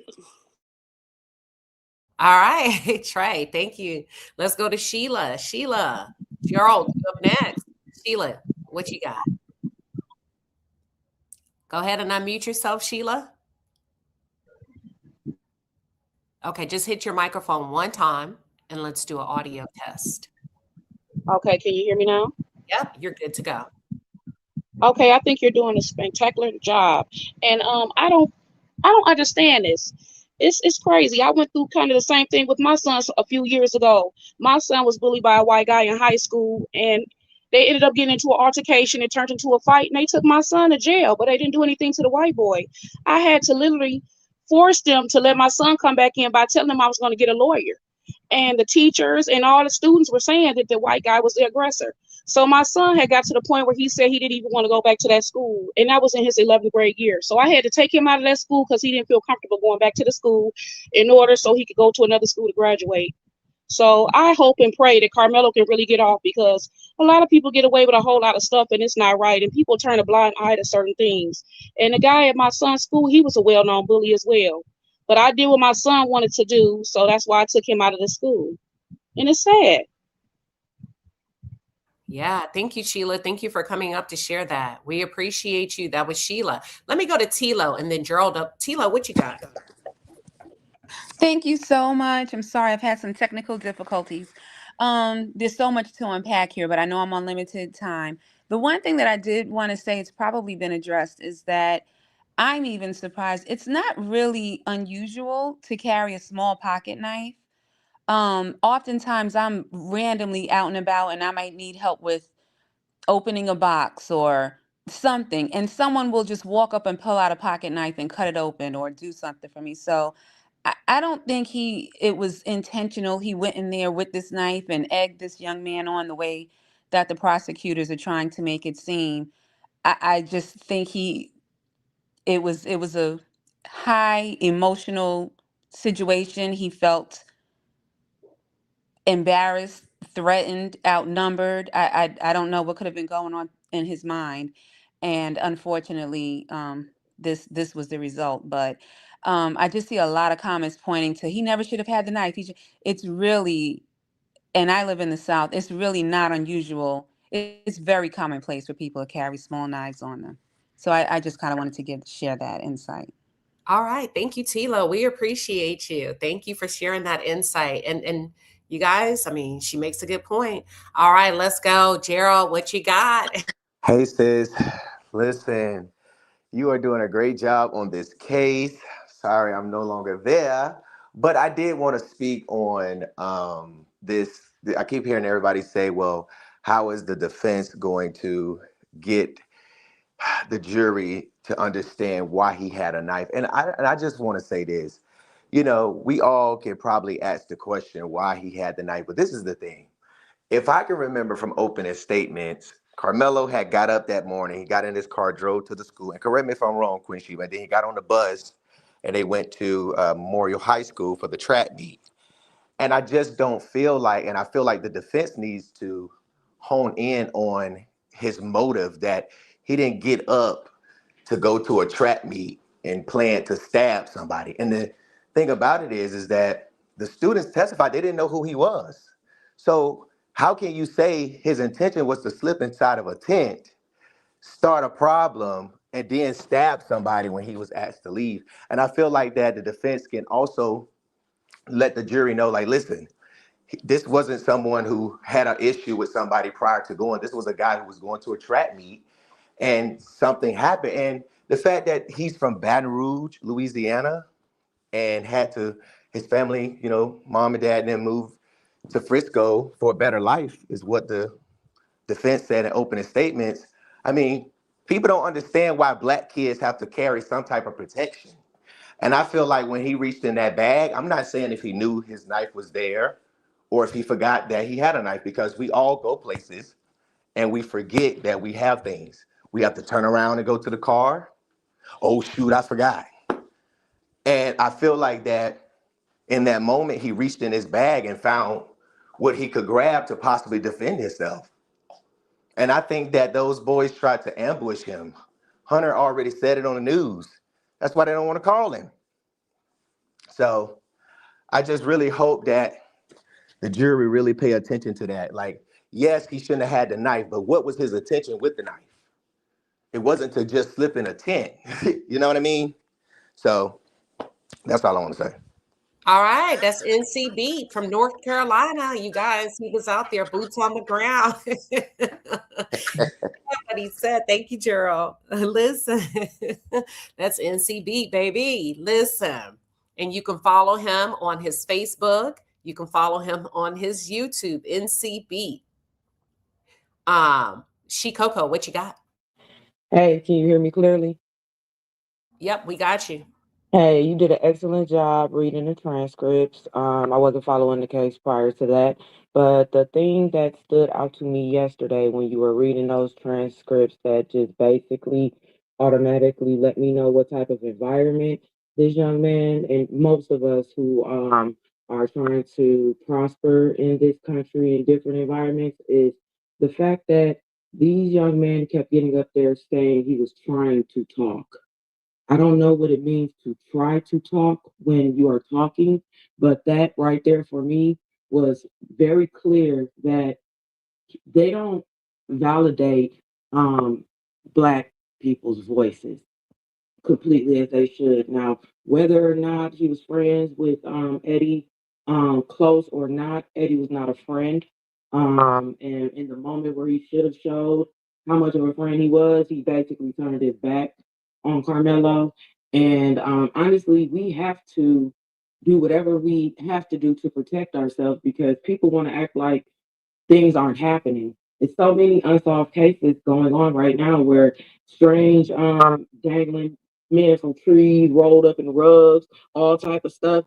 So it could have been that something could happen out there and Carmelo might not have even made it from up over there and everybody gonna be lying just like they doing now. Like they don't know why he's there. They don't know if he was talking, who he was talking to, all of this and all of that. People who are not in our position in America don't understand what it feels like to be in these type of situations every day of the week when you are not in your own like community of people who are like you, but even in our own community, as you can see, we are alone too, because there's so many people up here that's getting up here very quick to, you know, cast this young man down like he did something that was just so outrageous. A pocket knife, come on now. Let's be for real. Like, but I ain't gonna get too long with it because I could, because I'm getting irritated because I just watched some documentary last week about Reconstruction and Let me. You're doing yeah, good. And on a good note. You. I think you made an excellent point. thank you. All right. Have a good day, Queen Sheba. All right, thank you. That's She Coco. Ended on a great note. All right, Michelle. Michelle, welcome. What are your thoughts, Michelle? Why is this man standing in front of me? Why is he in my space?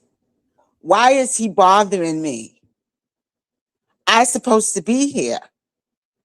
I'm here because I'm supposed to be here. Why are you standing over me? Why are you bothering me? This is the point I'm trying to make. This guy had no reason to be bothering this kid. He should have been minding his own business like everybody else was doing. He's starting trouble. And when you get into trouble like that, you have to defend yourself. No, I'm not going to leave. I want you to leave me alone and let me sit here. This is the problem. This is where the jury should come in and say, listen, he had no business bothering this kid. That's it, and that's all. Oh, she said that's it, and that's all. All right. Queen Tosa, what do you have? Hi, Queen. Thank you so much for covering this. You're doing an amazing job.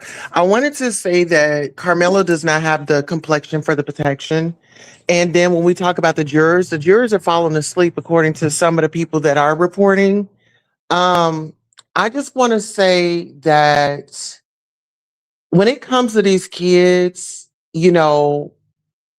the bullying and the racism and things, those things are taught in home.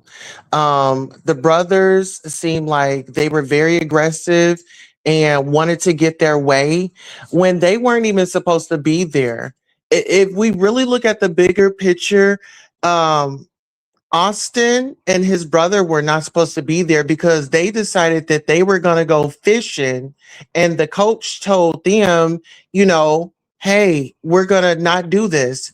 But then, like you stated, Austin wanted to prove himself. Oh, he proved himself all right. And that's why I said, what does leadership mean to the coach? Because was it aggression? Did he need to? I mean, I think maybe Austin may have to be aggressive to another level. And that's why he's up in heaven pushing daisies. That's it. That's all. Wow. All right. That's all we got. So what I'm going to do now, I am going to go through some of the super chats that many of you sent. For those of you that were not able to call in, you use the super chat feature, and we're going to highlight your comment. Listen, BS Amy says, you are doing a fantastic job covering this trial and keeping us informed. Keep taking those notes, ma'am. Thank you. I got to go get some more notepads. I'm down to one notepad and I brought 4. Pisces Cole, thank you for the $5 super chat. You say you look so beautiful, Queen. Thank you for the unbiased facts on the case. It is truly appreciated. We got one caller. What do you got, Miss Esquire? Hello, good afternoon, everyone. I just have a very different perspective as someone who's been practicing law 15 years and a former assistant district attorney.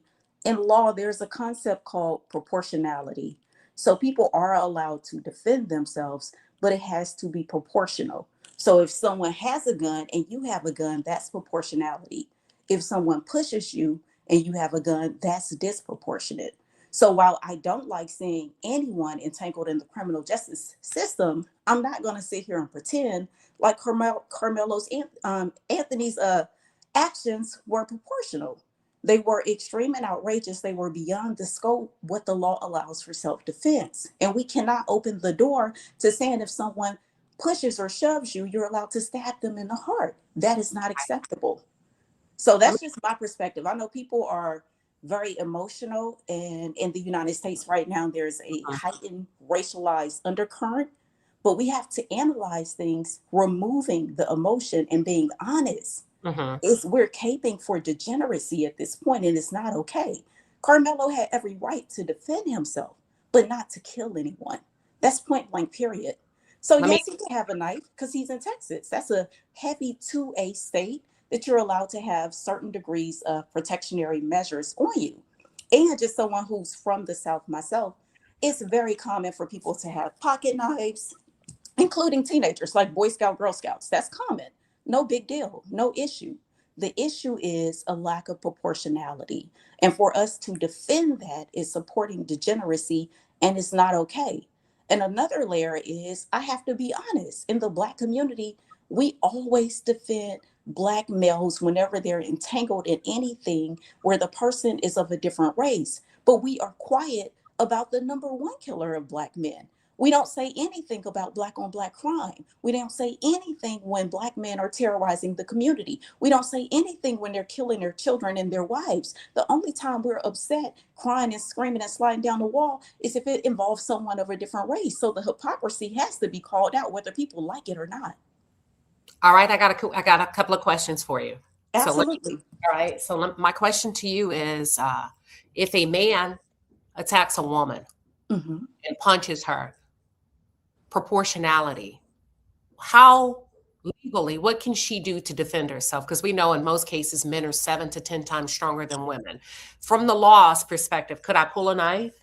Yes, from the law, because of the size differential, the strength differential, absolutely. But if Okay. it's a man No, or no, a no, no. woman, say, That's fine. So my next question okay, is, yeah, there's at least an 80-pound difference between Carmelo and Austin. Does the law apply in this case? an 80-pound difference. But again, these are two men. So what is the strength differential? Is it an 80-pound difference, fat to muscle? No, is it specific to gender or specific to weight?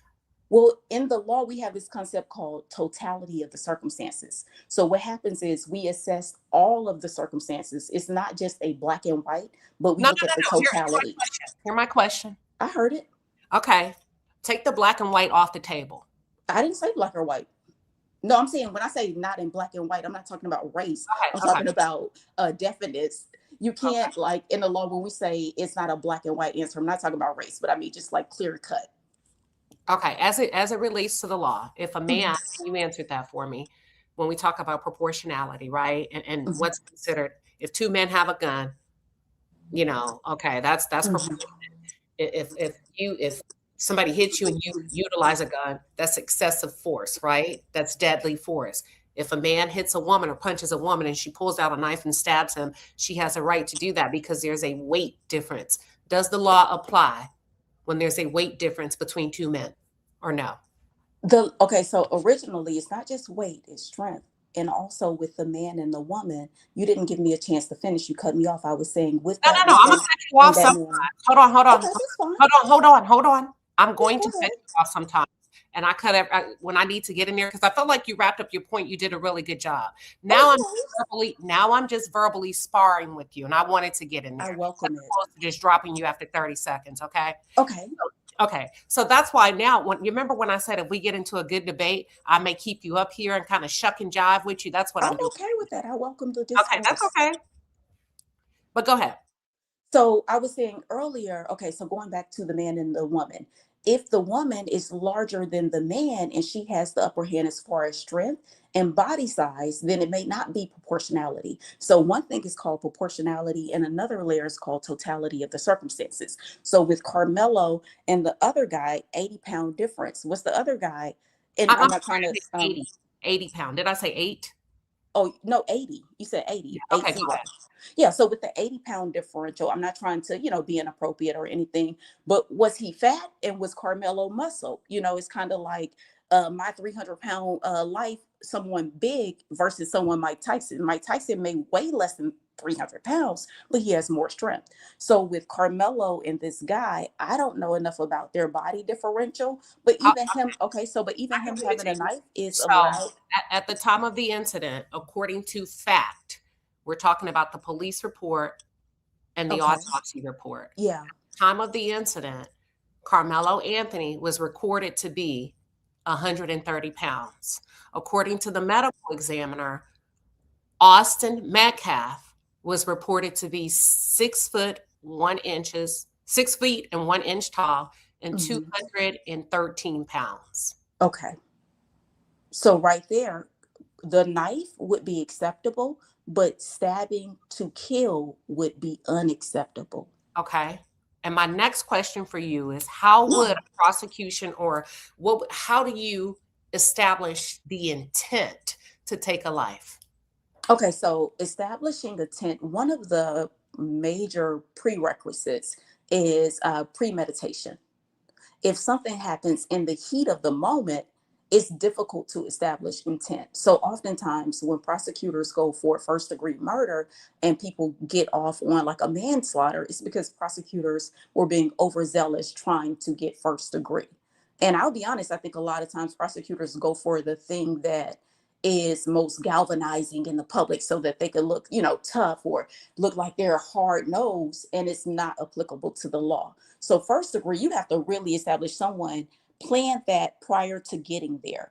And also with premeditation, they have what they call a cooling period. So say if a bunch of people get into a fight and you go to your car to get your weapon, when you walk to your car to get your weapon, that starts the cooling period and that gives you the time to disarm. But in a situation like this, it's the heat of the moment. It's difficult for them to establish intent. Now, I agree. I think that's ludicrous to establish intent in the heat of the moment with kids having a brawl. All right, that's fair. Thank you, Miss Esquire. You're welcome. Thank you so much. I appreciate and enjoy your discourse. I really like your intelligent analysis always. Absolutely. Thank you, y'all. That was good. I'm a great listener. That's why I was able to follow her, and get in there. And thank you for letting me shuck and jive with you. So let me go to some people that have not been here. We got a long line. Fruit Gummy, I'm going to save you. Quaint Quat, I'm going to drop you. Come back, Quat. I'm gonna tell you when to come back, Quad. Let me get some of these people that haven't been here. Being fair, can you do it in Killing their 30 children seconds? and their wives. The only time we're Uh-oh. Being fair, you have your device playing. You're not gonna be able to follow me because you're gonna have a big echo. I'm gonna come back to you. Marina, welcome. Oh, hi. I just listening to that last perspective, this is why I do think it's gonna be very important. I think that Carmelo will need to testify because of the totality of the circumstances piece, because he would be able, so far we're only seeing through the lens of all of the witnesses that have testified. And I feel like if he can get up and give us his lens as to what position he was feeling put into, that that that perception that he had would add to, the weight discrepancy, and just how he felt threatened, having multiple people around. He had this friend he thought was his friend, but now he's like joining onto the other side, and suddenly things feel like the table have turned, and his life feeling threatened. I think that he's the only one that can really bring that perspective. So that's why I feel like he's really going to have to testify to turn it around.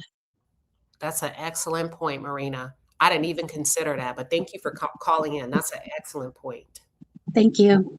Absolutely. Now, that's why I like y'all to call in, because you all, if let's just say you represent the constituents that are considered for jury duty, and when you all call in and share your thoughts, it gives you a different perspective from what the jurors could be thinking. Like, you know what? I hear the state, but I need to hear Carmelo. Let's go to the next caller. We got Andrew.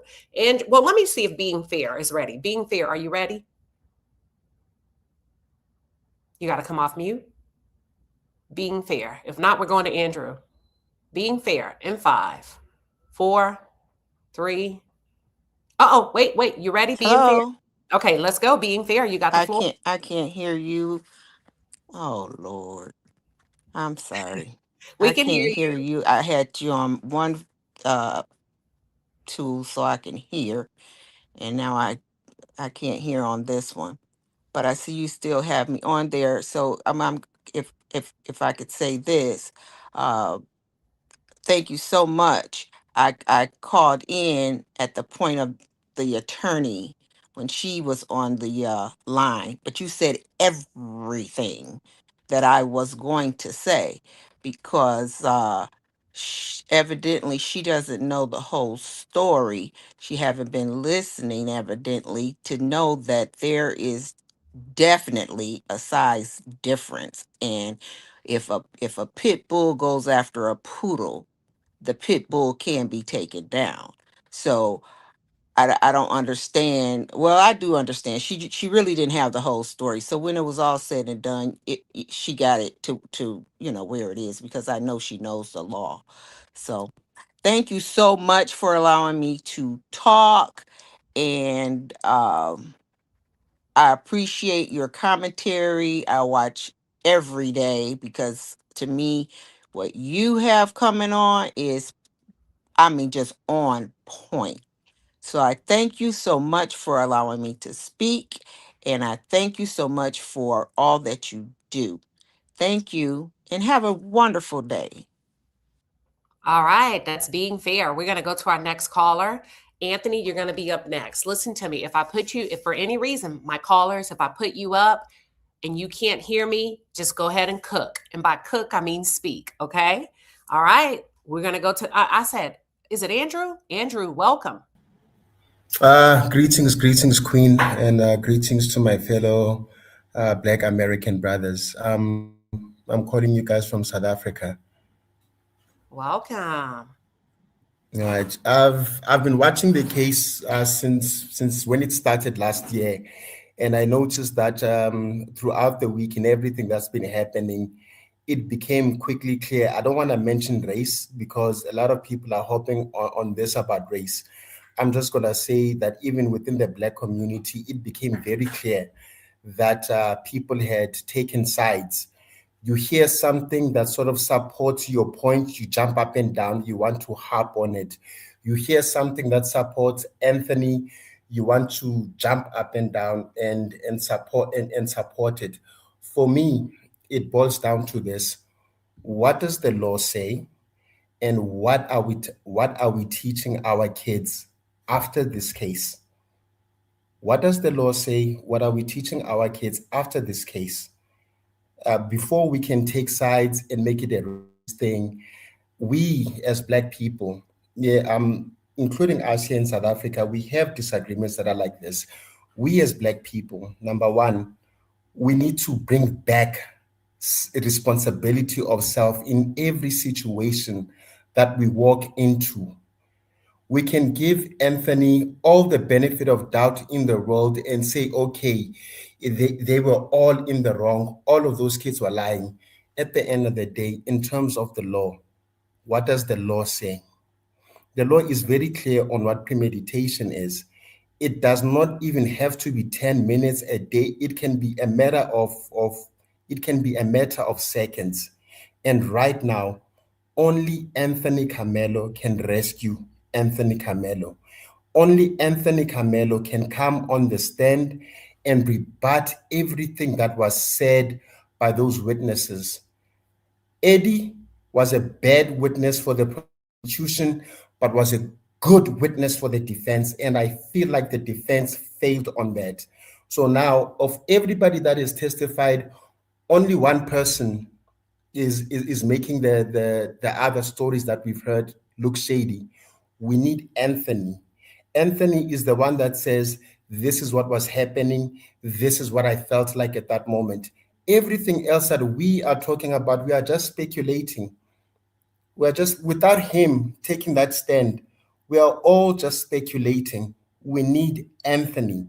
And after this case, we as a Black people, guys, I don't want to lie to you. Black Americans are are fast having a bad reputation on the world. You are fast having a bad reputation on the world. You are going to overtake Nigerians in the world stage. And you guys must remember, Black Americans, for a lot of Black people around the world, you guys were the gold standard. You are not that standard anymore. And it's because of things like this that happen that we say, hey, this is a bad situation, but listen, I'm going to take responsibility for my actions, first and foremost, so that we can now gather around you and stand and support you and fight for you. That's the truth.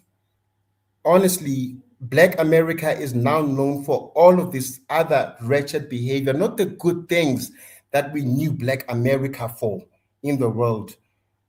Please, guys, you need to take that back. You are the gold standard in the world, and you are fast losing it. But I hope things go well for Anthony. But the way I'm looking at it right now, if this boy does not testify, as the kids say, he is cooked. Yeah, thank you, sister. All right, all the way from South Africa, that was Mr. Andrew. Thank you, Andrew. That listen, we're not an echo chamber here. You get to say what you need to say. Classy and then fruit gummy. I'm wrapping it up with classy and fruit gummy. Classy, what do you have? Hi, how are you? I just want to say I love your commentary. I've been following you since the Diddy trial. First, I feel like it was very important for colored people to be in the jury. Why? Because we as black people, we were taught totally different. We were taught if someone bigger than you or if someone gang up on you, you do what you have to do. That's how we were taught. Um, I think that's gonna play a major part. I also think people need to stop picking what they want to pick out of it to fit their narrative.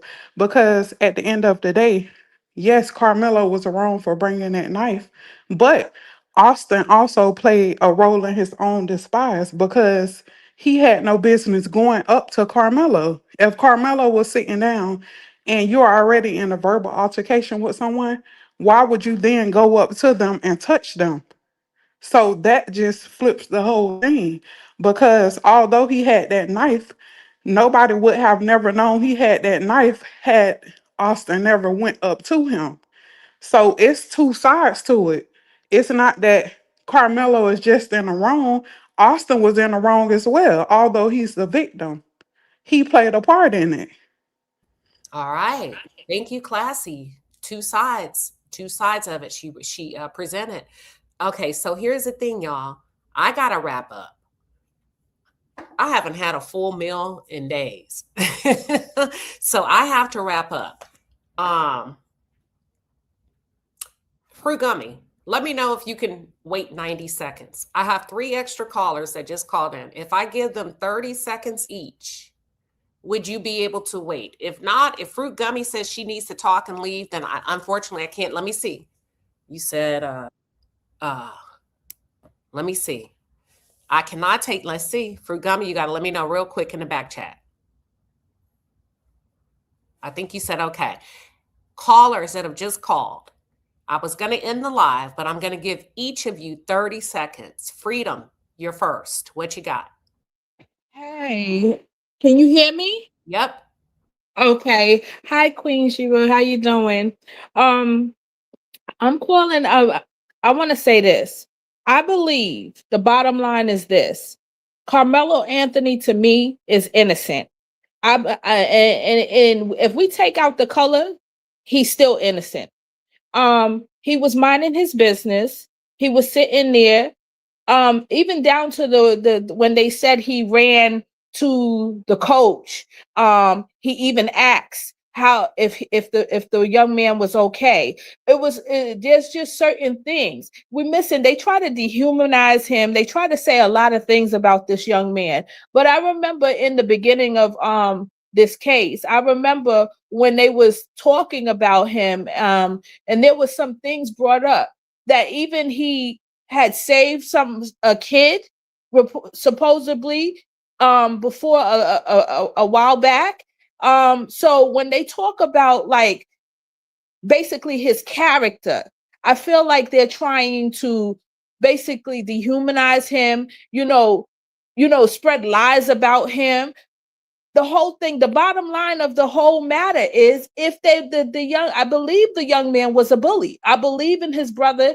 I believe him and his brother were used to doing these type of things. This is not their first rodeo. I believe they think they're the so stop. Oh, that's it. Yeah, you Hello. got 30 seconds. Thank you, Freedom. Y'all, 30 seconds is all I can do. I was supposed to wrap this up, this segment. I'm over time. I can only give you 30 seconds. Unfortunately, if you've already spoken, I cannot allow you back up. I was supposed to be gone like 30 minutes ago. 30 seconds. Cynthia, what do you have? Hi, Queen Sheba. Hi, Palace, everyone. Queen, thank you for allowing us up. So sorry, I just logged in. I'm a realist. I'm praying for a not guilty verdict. I'm not really hoping. I don't think it's gonna happen, but at least a mistrial. The only thing that's troubling to me, Queen, is last night's live. You mentioned Austin Metcalf's father signaling to the witness on the stand, and I hope it doesn't happen again. And thanks so much again. Have a good day. All right. Thank you, Cynthia. Let's go to Bobby. Bobby, welcome. What are your thoughts? Hello. Hey, Bobby. My thoughts are this. We have to treat everyone the way we want to be treated. We do not go up to other people telling them they don't belong and they need to move, and I'm going to move you and let me shove you out of the way if you don't. We have been raised different than them.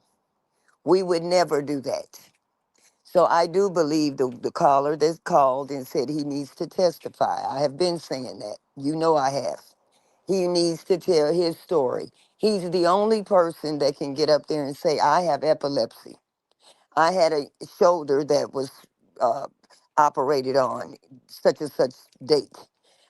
These are the reasons I was in fear for my life. This is why I felt 3 people walked up to me that weighed over 100 pounds more than me or near that. I don't know what they're about to do. So he's the only person that can tell that story. And he needs to get up there and tell it. And even further, he does not have a criminal background. He's a good kid. They have nothing to bring up, no surprises. So I believe he should take the stand. All right. Thank you, Bobby. Excellent, excellent presentation. I was able to follow you from start to finish. Let's go. T, you got 30 seconds. T, welcome.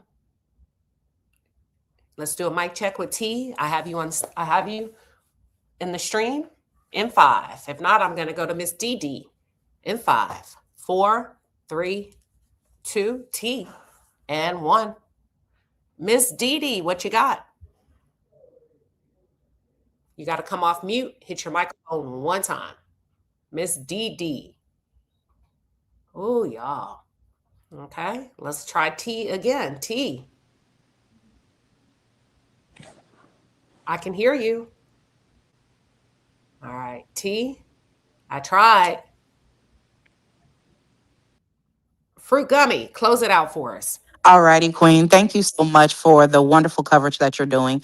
My first point will be for the defense. I did hear your live yesterday regarding the approach that they're taking. As someone that grew up in a small town, my recommendation for his defense lawyers is that they need to be clear, concise, and get it to the point. As simple as 2 plus 2 equals 4. There is a certain kind of mindset and territorialness that comes from living in a small town. So considering the jury makeup, it gives me an idea of essentially kind of their mindset. So anything too lofty, anything too drawn out is actually going to be of detriment for this young man's case. Lastly, what I will say is that I find it very interesting, as we've had callers and as we've seen in the media, that their immediate attention is to go to the race dynamic. But for 1 second, I want to just have everyone to take that out of the equation, because it seems like people on either side get too harped up on it. This was a young man that was invited under a tent at a school activity to get out of the elements. He went into it was a new environment, and in said space, he was met with a hostile energy by not just the young man that's deceased, but several others. Most of them were larger than him, and that hostility turned violent. And as he was actively defending himself to get away, unfortunately, someone passed away. Now, ask yourself, if you are in a situation where you are not the aggressor and multiple people, and specifically one person, comes up to you and is being more violent, they are trying to cause you some kind of harm. What are you going to do in that situation? You're going to defend yourself. And it is unfortunate that someone lost their lives, but that is what happens when you choose to be an aggressor. You then are also putting your life at risk.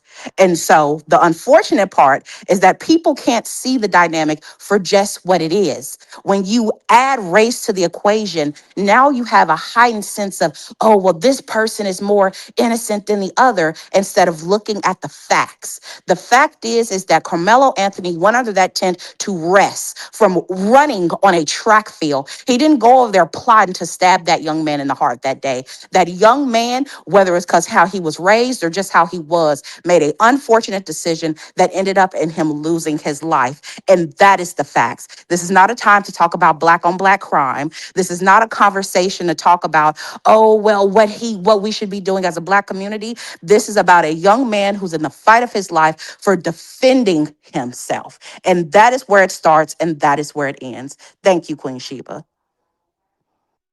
All right, that was Fruit Gummy. That's it. That's all. Thank you, thank you, thank you. Listen, Mr. 420 UK say this is a black show. Sir, I am black as hell. What are you talking about? Ever diagnosed with any type of like mental illness or any type of diagnosis, any type of learning disability, anything like that? I have a crazy problem.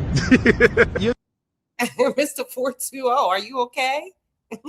Are you okay? Who did you think was behind the screen? Y'all know I got a good sense of humor. Oh my God. He said, this is a black show, duh. Hold on. Listen. I don't know none of these niggas. The thing is, in life, that's how it go with me. I don't know nothing about nothing. So I'm just saying. I mean, you brought it up. I'm just saying. We are with the shits over here. So I got my hat to the back. I turned my hat to the back. Tomorrow I'll be a little bit more professional. But on Saturdays and Sunday, I like to let my hair down and have a good time with you. We're just shucking and jiving. Don't worry about it. We're just having a good old time. Anywho, let me go to some of these super chats that you all were kind enough to send through the portal. Let's see. Just Fine 38. Thank you for the $20 super chat. You said, I just wanted to know how Karmelo feels about the so-called friend testifying that he was not friends, that they were not friends, and how he lied about their friendship. I feel so bad about Karmelo. I don't know. I wonder if his parents are going to speak out on that. Yeah. Lulu, we appreciate your contribution. It says Lulu gifted one Queen Sheba Darling membership. Thank you, Lulu. And we want to thank, is it Damona? Thank you, Damona, for the $20 super chat. We appreciate you. We have L. Thank you for the $5 super chat. What impression do you get from Karmelo's parents? It's hard to read them. It's very hard to read them. They are following the judge's orders. They're in, they're out, they're being escorted in and out, and they are being guarded when they go to the bathroom. So nobody has access to them. So I don't, they are, yeah. Forever Evolving Me. Thank you for the $10 super chat. You said, Queen Sheba, could the defense reframe this case from Karmelo was completely justified to Karmelo was reckless and scared, not a murderer? We're going to have to see in the closing arguments. We unlock. You say he will be free. Forever Evolving Me came back with another super chat. Also, in your view, does the evidence support manslaughter more than murder if the jury believes Metcalf's size, posture, and shove helped trigger a teenage fight or fight reaction? I think there was damaging testimony yesterday on the behalf of the state's witness. But it depends on the jury. That's a really good question. That's a really good question. Jabron. Thank you, Jabron, for the $5 super chat. You say, Brene. Oh, Braun.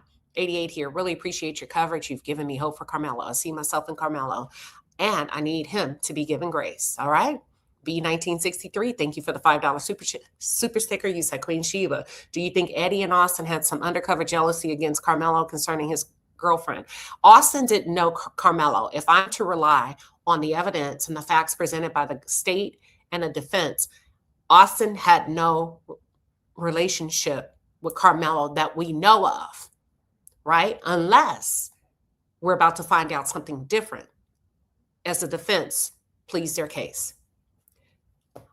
Eddie, I don't know. Ron Robert, thank you. $20 super chat. This is one of the most fair channel discussions. I appreciate y'all. Yeah, I'm not an echo chamber. I let you say what you want to say. Let's talk. 405. Karmelo didn't have to leave the tent. If Rosa would have just gotten up, we'd still be living in Jim Crow. All right. Interesting. But it is what it is. Says, how did Karmelo's family come across their attorney? I don't know. This is a dog whistle. Watch the play. Also, Eddie should have been in contempt. Perjury. Let me see what else we got. So I see two more callers. Let me do this real quick. After y'all, yep, I'm not going to take anybody. After y'all, give me Miss Dee. I'm going to try you one more time. 30 seconds. What you got? All right, sis, can you hear me? Yep, I can hear you. Perfect. Thank you so much. God bless you. Now, listen, I need to send you a video of someone who actually saw the footage in 4K. Okay. And I want you, whenever you come back up, I want you to share it. Well, choose if you want to share it with everyone or not, because this is going blow by blow. That person that the state brought in regarding that imaging, it's bull crap, because as you stated, and when the defense questioned that person, that technical person, they said they only brought in the information, they only downloaded the information that the state requested, not the full thing. Number one, I am in Texas. I live maybe 12 minutes driving from Collin County Courthouse in McKinney, Texas. Collin County is the wealthiest county in the state of Texas, okay? And not only that, I am also very aware and friends of the judge. We both are veterans. He is a fair judge, but I don't like what I'm seeing. But at the same time, I'm keeping an open mind, because not all the time do you have to come out being rah, rah, rah, rah, and you sneak up on a person and pick their pocket. You know what I'm saying? So a fair exchange ain't no robbery. I want you to look at this video and of the person who's actually saw it. And also, when you go tomorrow, I want you to see if you can see this person. Okay? And we You go said from you're there. friends with the judge? Yes, ma'am. For how long? How many years? About 3 years. 3 Have you years now. have Mhm. close friends or just just proximity? It's in Let me ask between. you this. In between.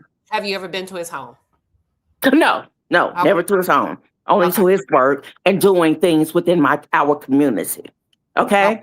But he knows me well enough to know where I'm from, but my date of birth, all of those things. Like I said, we both are veterans. He served in the Marines. I served in the Air Force. Okay. Perfect. Hmm. Thank you, Ms. Hmm. Dee.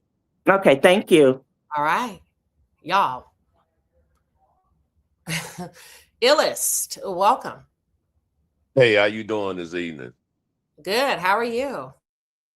Hey, I'm fantastic. I just wanted to say I definitely enjoy your content. I really enjoy the content, and I think you have been very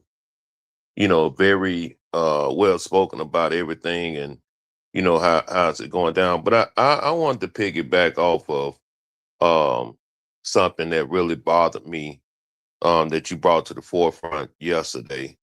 And it was when the guy Eddie, his friend, right? He was up there, um, speaking on behalf of Austin and the family there. But I just wanted to say that we got to do better. And I know it's bad that we seeing what we seeing, where our own people are speaking out, and defending against Carmelo. I think, and he's not the only one that's and got up there and did that. It's like they're using. Oh, wait a You minute. I think remember y'all this was are hold on. So y'all are assuming that these kids are black? well, I know one of them was like mixed, right? Oh, I didn't realize y'all were assuming these are black kids. I know the coach is black, but what about the kids that got up there? I can't confirm or deny, but if I was you, I would make that assumption. I got you. I got you.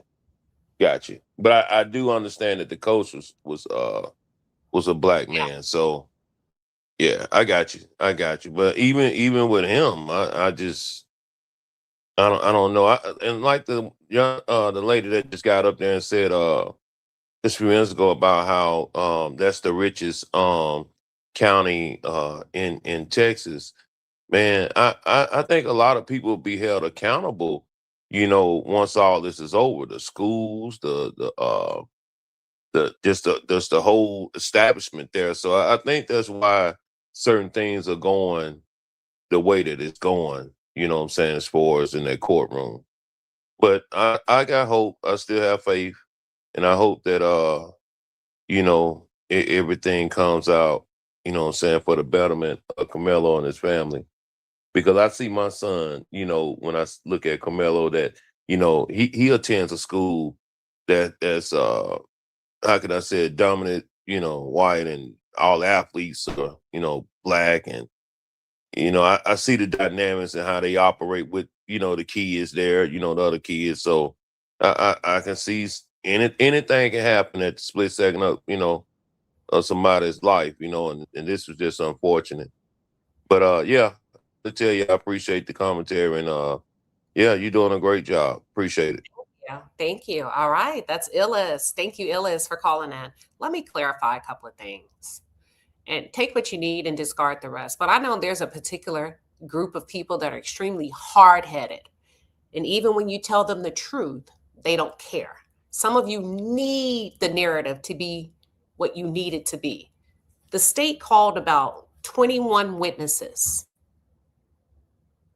You say three. Listen, the state called 21 witnesses. And if 3 of them were black, what is the ratio? And why do you assume that it was the black witnesses that denied a friendship with Karmelo? Y'all got to stop making stuff up. The state called 21 witnesses.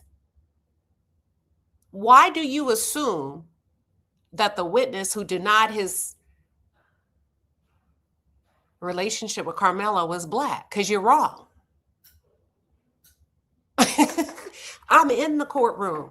I don't care how many blacks testify.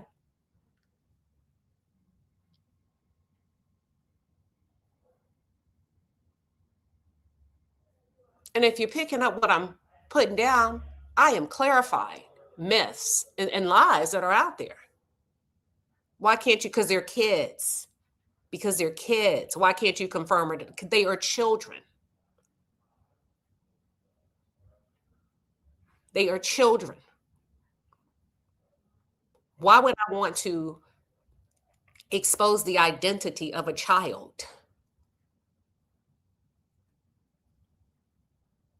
But I do need to clear it up from the assumption that, oh, the one that denied his friendship, like Judas, he was denied thrice. I guess y'all are assuming that that kid is black, and I want to clear it up. Just like people said Karmelo was suspended from school. I cleared it up. I said, no, Austin was kicked off the track team. His coach testified, I didn't need him there. I didn't need him there.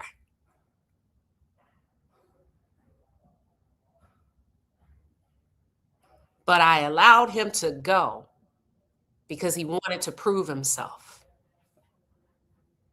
But I didn't need him there. Let me tell you something.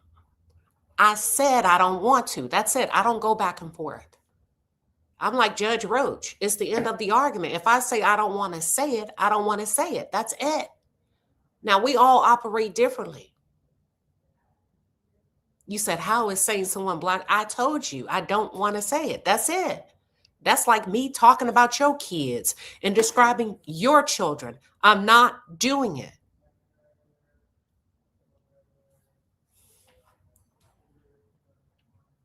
Now, back up off me.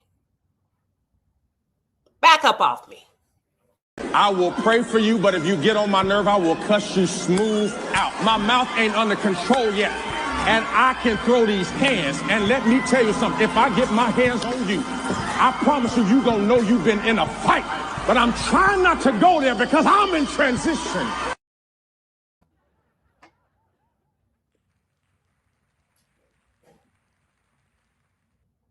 That's it. That's all. That's it. That's all. That's it. That's all. Y'all gonna F around and find out. I will, you know what? Let me roll it again because that's my ish. Let me roll it again.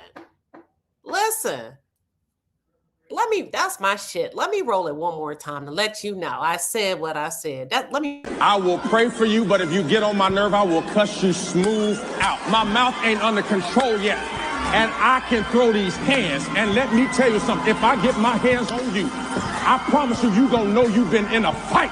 But I'm trying not to go there because I'm in transition. Yes, that'll preach today. That'll preach. Now, let me get back to what I was doing. Thank you, Pisces, 1967 for the 2-piece and the pepper.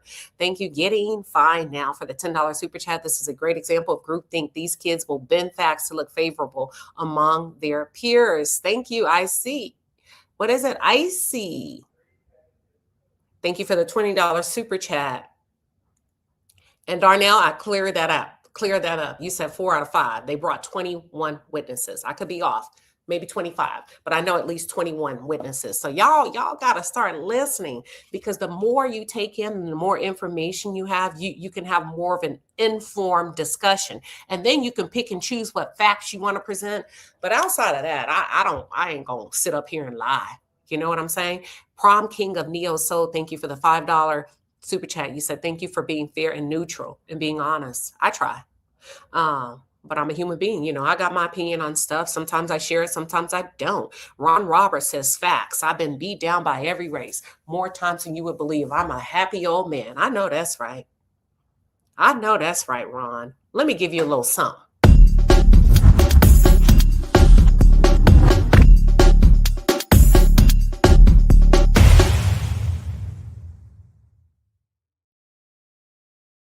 See, there you go. There you go, Ron.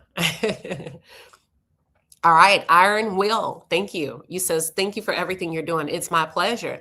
Just commenting. Thank you for the $5. She said, Austin's father forgave Karmelo quickly. Oh, really? He knows his son's character. It just turned deadly this time. Man. Yeah. Sad case. Sad case. All right. We got Honey Locks. Honey Locks, thank you for the $5 super chat. I appreciate you. Now, let me say this. I want to clear up one rumor that is not true. And somebody inboxed me and said, can you please clear this rumor up? Yes, I'm going to do it. So if you're calling in, I have closed the official line. I closed it about 15 minutes ago. So you may be behind in the live, but I've closed the line for callers, but I will open it up again. I don't know when, maybe a few days from now. All right. North of 49 says, why white jurors? Because blacks are tribal and will lie to protect the black does. Well, first of all, they're not all white. So you got to quit all that damn lying. You got to quit lying. Because now you're going to give people the impression that white people lie a lot. You see what I'm saying? Like, you believe blacks are tribal and will lie to protect the black thugs. See, now you're coming across as a white liar. I'm not going to even clear it up. I don't even want to give you the information, but that's why you got to check the facts. And I'm sure you can find the ratio of the jurors. They're not all white. And now you just painted yourself as a white lie. And you got to stop that. I heard about you. I was waiting on you at the door. That's all I'm saying. Y'all got to slow down, Twitter fingers. I don't like that for the white people. I don't like how you represented the whites today. Bro, I don't want to talk about it. you just said I'm going to talk about it. I get angry. Bro, I don't want to.